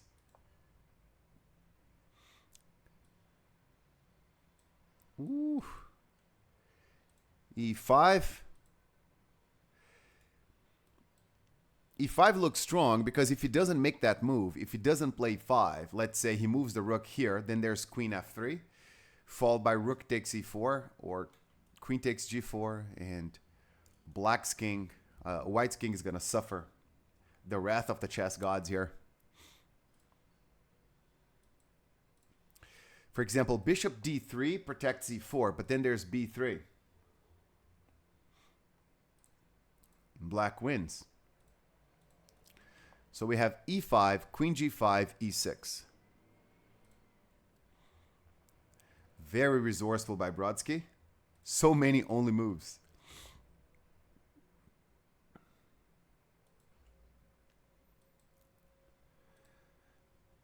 What an insane game.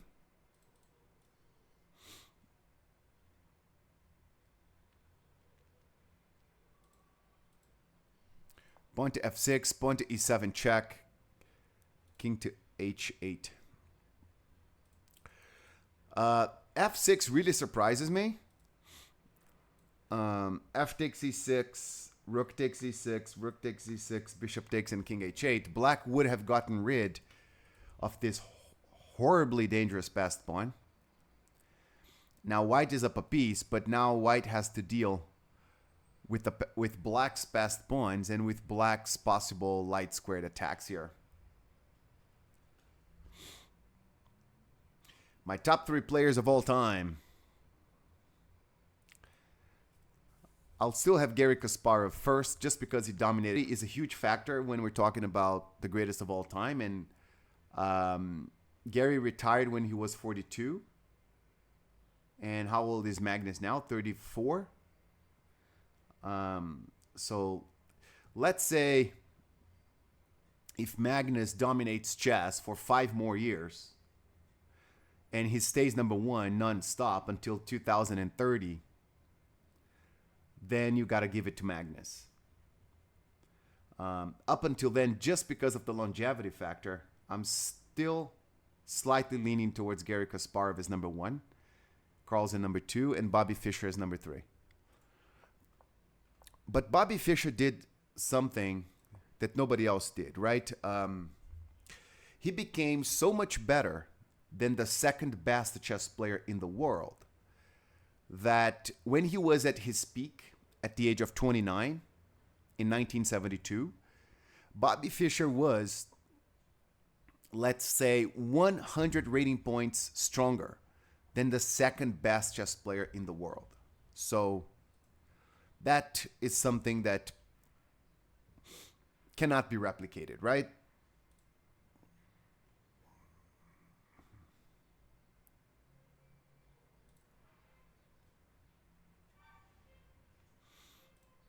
Whoa, whoa, whoa, whoa.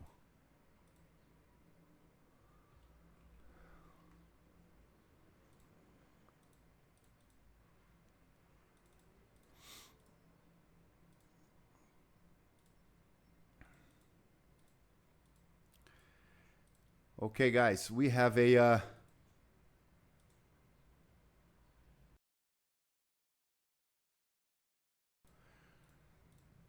time trouble, right? One player has 4 minutes, the other one has 1 minute, but I have confirmed with the engines now that Andrew Tang made a huge blunder with queen c5, and this is white to play and win. This is a white to play and win puzzle. David Brodsky was completely winning with queen g6, threatening bishop d3 and queen h7. After queen takes c4, which keeps protecting the bishop and keeps protecting the rook, and attacks e6, white now plays rook takes f6, g takes f6, check, king moves, check, and checkmate. Or rook takes c7, rook f8 check, queen to g8, takes the queen, queen takes c6, and white has a queen and a bishop, and this is all very forced. Very hard to see with little time on the clock. Of course, I didn't see this either. It was the engines, but queen c5 was a losing move. Bishop d7 had to be played. And Brodsky didn't see it and replied with queen e2, which completely misses out on the win. Bishop d5, bishop takes, pawn to c2, bishop f4, queen takes d5, and queen a6.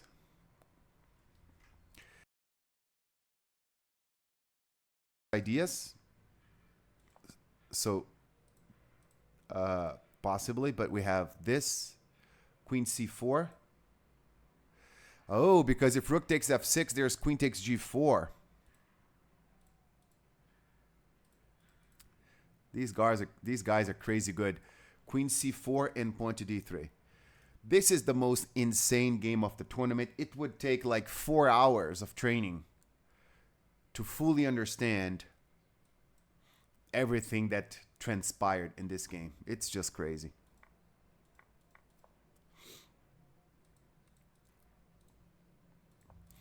It got to a point where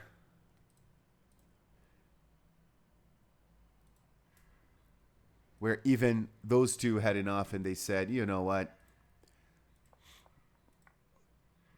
Let's go for the draw. Oh, but not really. There goes Andrew Tang trying to play for a win. Leave it to Andrew Tang. Say, nope. So he defends the pawn. Queen d5 check. Queen a8. But now he accepts that the perpetual check is inevitable. After king h7, queen e4 check. Black will not be able to promote a pawn. So David Brodsky is still leading the tournament, but no longer with 100% score, but 3.5 out of 4. I am out of breath with these two guys. Oof. I'm tired just watching this one. What was that?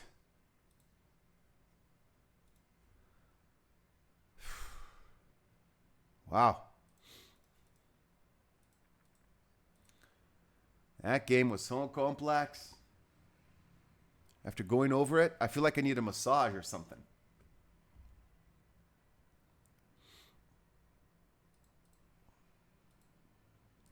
Let's take a look at the few of the other games, like Marc Paragua. We did not pay a whole lot of attention to Marc Paragua in this round, so let's see. He beat FIDE Master Andrew Jing. And this is where we had stopped. We just looked at the opening. Playing on board number 7, the Filipino Grandmaster Marc Paragua defeated FIDE Master Andrew Jing. Bishop e2, knight d7. Kingside castling, knight f6. Queen to b3, queen to d6.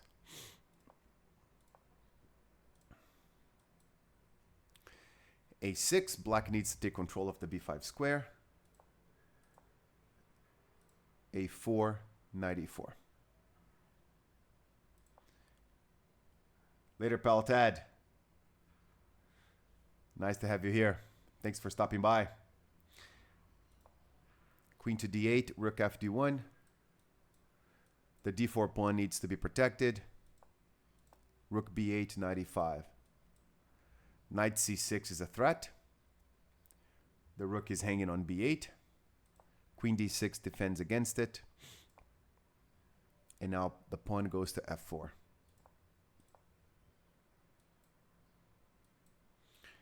Queen a3 is a nice touch. Black wanted to take the d5 pawn. That's not going to let it happen. Rook d8. He trades and plays bishop f3.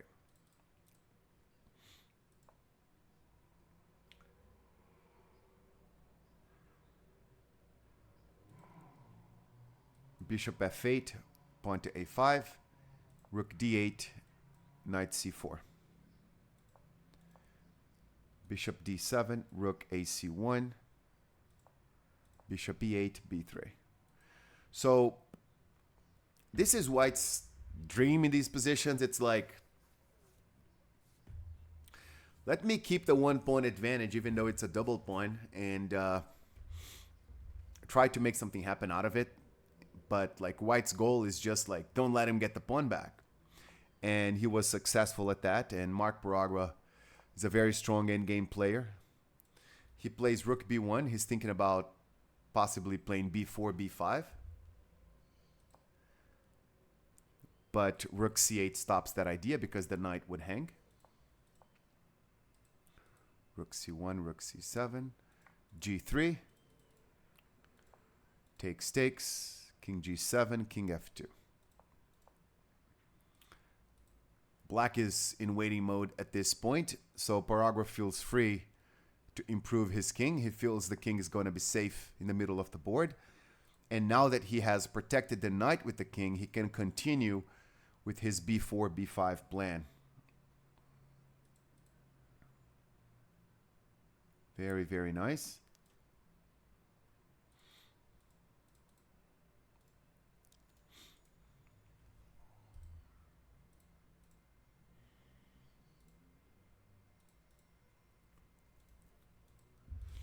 Wow. Looks like bishop b5 was a big mistake here, but it's hard to spot the reason.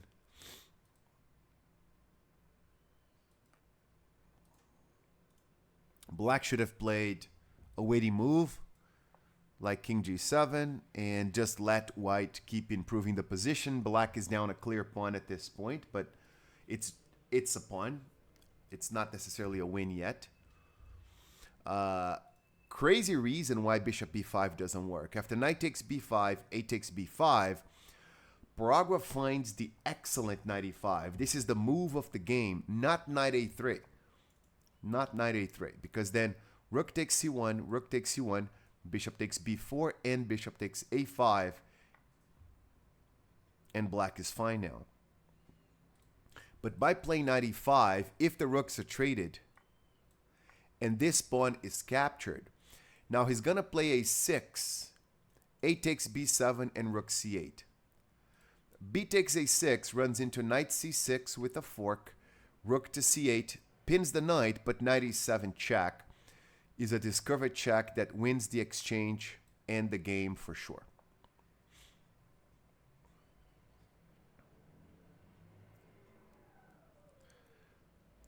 Very amazing line by Marc Paragua, very well calculated. And black too, like did not fall for it. Double the rooks. And then rook c5 looks amazing. What a beautiful move. Very intuitive, but so beautiful.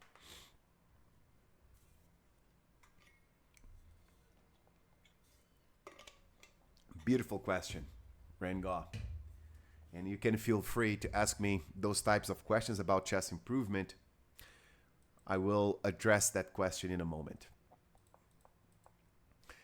98. King to d2. King to f8. Knight e7 check. King e7, knight b6. He's really dominating the dark squares on the queen side here. Rook d8. Now bishop e2 attacks the b5 pawn. c7 is defended by knight and bishop. But he can really leave the rook on c5 like indefinitely. Bishop takes c8. Beautiful. Bishop takes c5. Rook e1 check, defending the bishop first. And then taking on c5. Rook takes e8, d6. Rook takes e1, d takes c7, and black resigns. That was a fantastic endgame by Marc Paragua. He has every reason to be satisfied with that.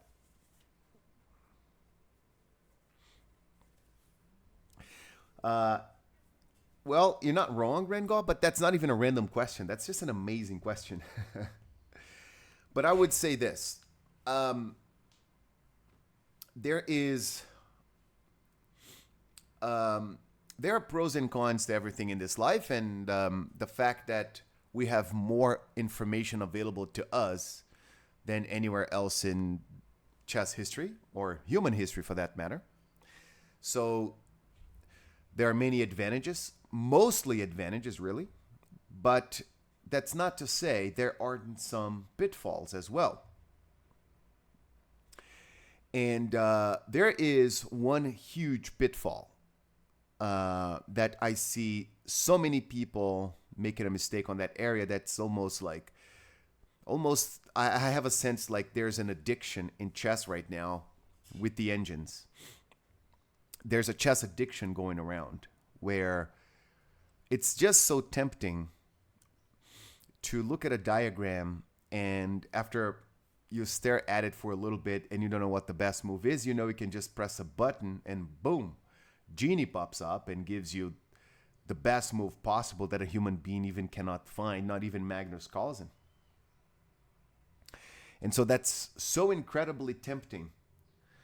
And the more you click on that button to see the answer, the more addicted you get. And so a vicious cycle starts to develop itself, and it's almost some kind of a chess illness when you can't resist that. And so it is extremely important, no matter the technology or the information available, that one improves one's own brain, one's own thinking in the game. And it's just one of those things in life where the simplest answer is the deepest answer, and it's all about who's willing to do the work, because there's no amount of Chessable courses, YouTube videos, or amazing books written that is going to change a very core fact of chess improvement, that you need to sit your butt at the chessboard and look at complex positions for 10, 15, 20 minutes. And you can only allow yourself to switch on the engines after you have come across the best answer that your chess brain can find. So you mentioned, like, you know, top tips, top 2, 3. There really is only one that like supersedes all the others, and all the others are secondary in comparison to it. That's the number one thing. And all these great kids who are playing amazing chess, they're all doing it. And they are at the top of the pyramid, and so many players who are neglecting to do this work, or pretending it's not important, or just like ducking the hard work that is to develop a relationship with the chessboard, where you simply refuse to turn that engine until you have done plenty of work on your own, and you accept your limited answers as just your reality at the moment, and you keep improving on it and improving on it.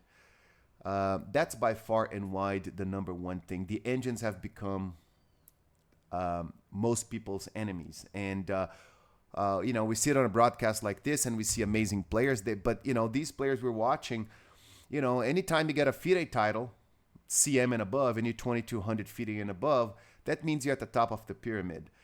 And there's like over 90% of the world just suffering the reality that they're, they would like to improve more and more, and it's available to everyone, that level of improvement, and everybody can find their own version of chess greatness, and that's available to everyone. But it is absolutely mandatory that one sits down with the chessboard and analyzes positions deeply, and analyzes model games in your opening deeply.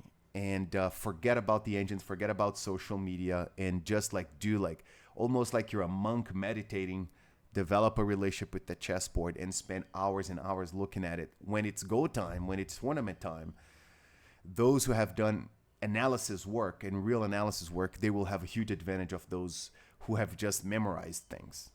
We need to become independent thinkers, and we need to develop our own greatness, and that's only through forgetting about whoever the coach is on that course that you bought, whoever the author is on that book that you wrote, and it's just you and the chessboard.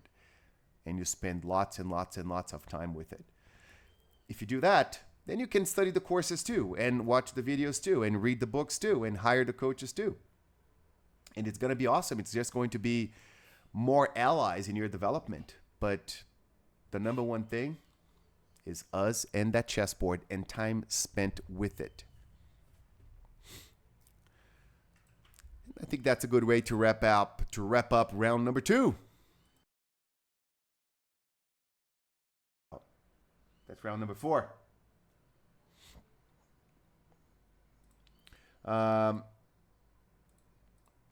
We looked at so many of these games already. I would like to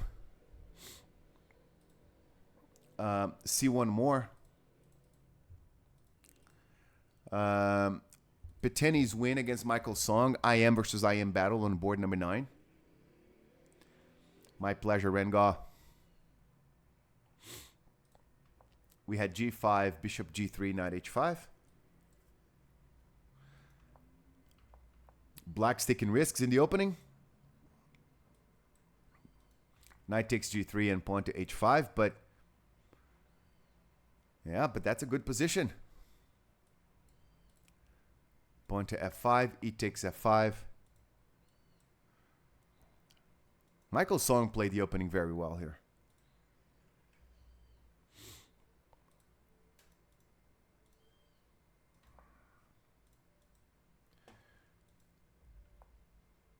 F7 check, rook takes F7. Wow. Knight moves and rook F8. Black's position is tremendous. White is so much worse.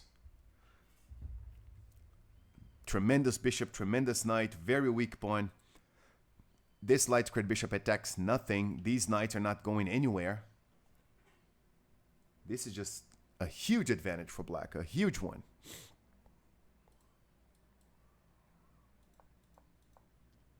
Something must have gone very wrong for Michael Song. Queen to E1 played by Peteni. That's aimed at protecting this pawn so that this knight can move. Bishop C5. Bishop C5, and black is ready to push more and more of the queenside pawns. Bishop C2 and B5. Rook D2 and B4. White is just strategically lost. White's not worse. White is strategically lost. But Michael Song won the game, right? So let's see if it was a smooth win. Bishop D1, Bishop D4, Rook to E2. The knight can barely move from F1, B3, and he's trying to keep the position as closed as possible there. And finally, he manages to move the knight. And this bishop is now going to G6 to a new diagonal.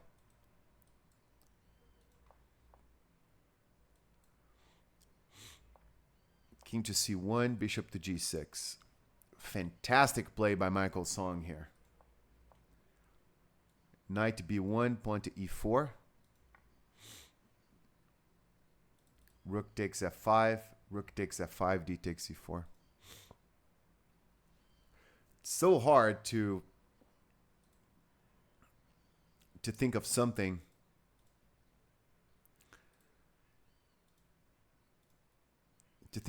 for white. If he doesn't take on F5, if he plays, because when black plays E4, the queen and the knight are attacking G3. So if we play D takes C4, knight takes G3, rook takes F8, rook takes F8. Rook F1 is coming.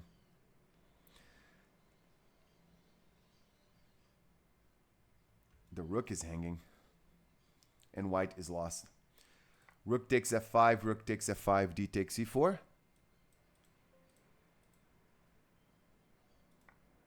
D takes C4, knight takes C4.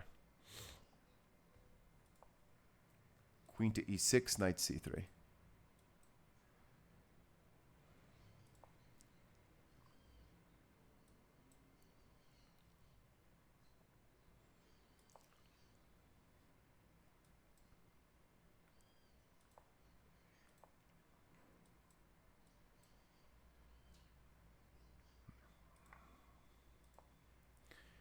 Queen takes C4, Queen D6, trying to go for a little bit of counterplay, and then Queen to D3.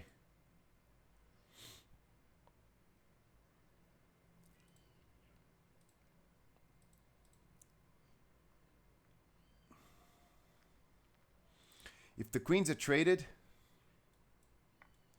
and the rooks are traded, and then bishop takes G3 is next, completely winning.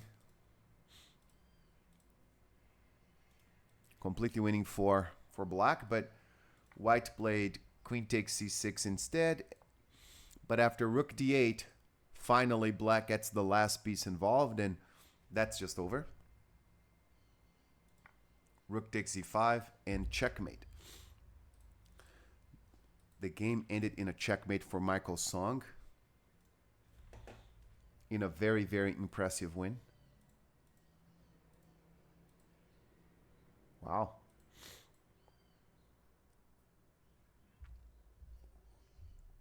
Wow, wow, wow.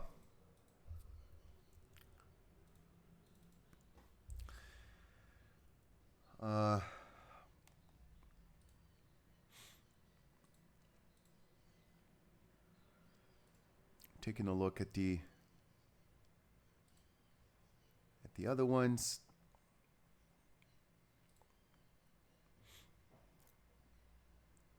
So Mark Plotkin was defeated by candidate master Ethan Guo. Casa Corley beat Thomas Kung. Gus Huston defeated Vidic Banda. It's crazy to see Gus Huston as strong as he is on move on board number 14, but with this win, he will definitely move on to top boards. And that's it for now, my friends. We have the next hour and 20 minutes to get some food and some rest, drink some water. Round number 5. I had a good buddy in the Brazilian chess scene that whenever we had a 9-round tournament and the 4th round was over, he said, yeah, the tournament is half over. And I said, it's 4 rounds out of 9. It's not half. And he said, yes, it is. It's the short half. The short half of the tournament is over. I said, okay, and what about round number 5 when round number 5 is over? I said, well, that's the long half. I said, oh, okay, I'll take that.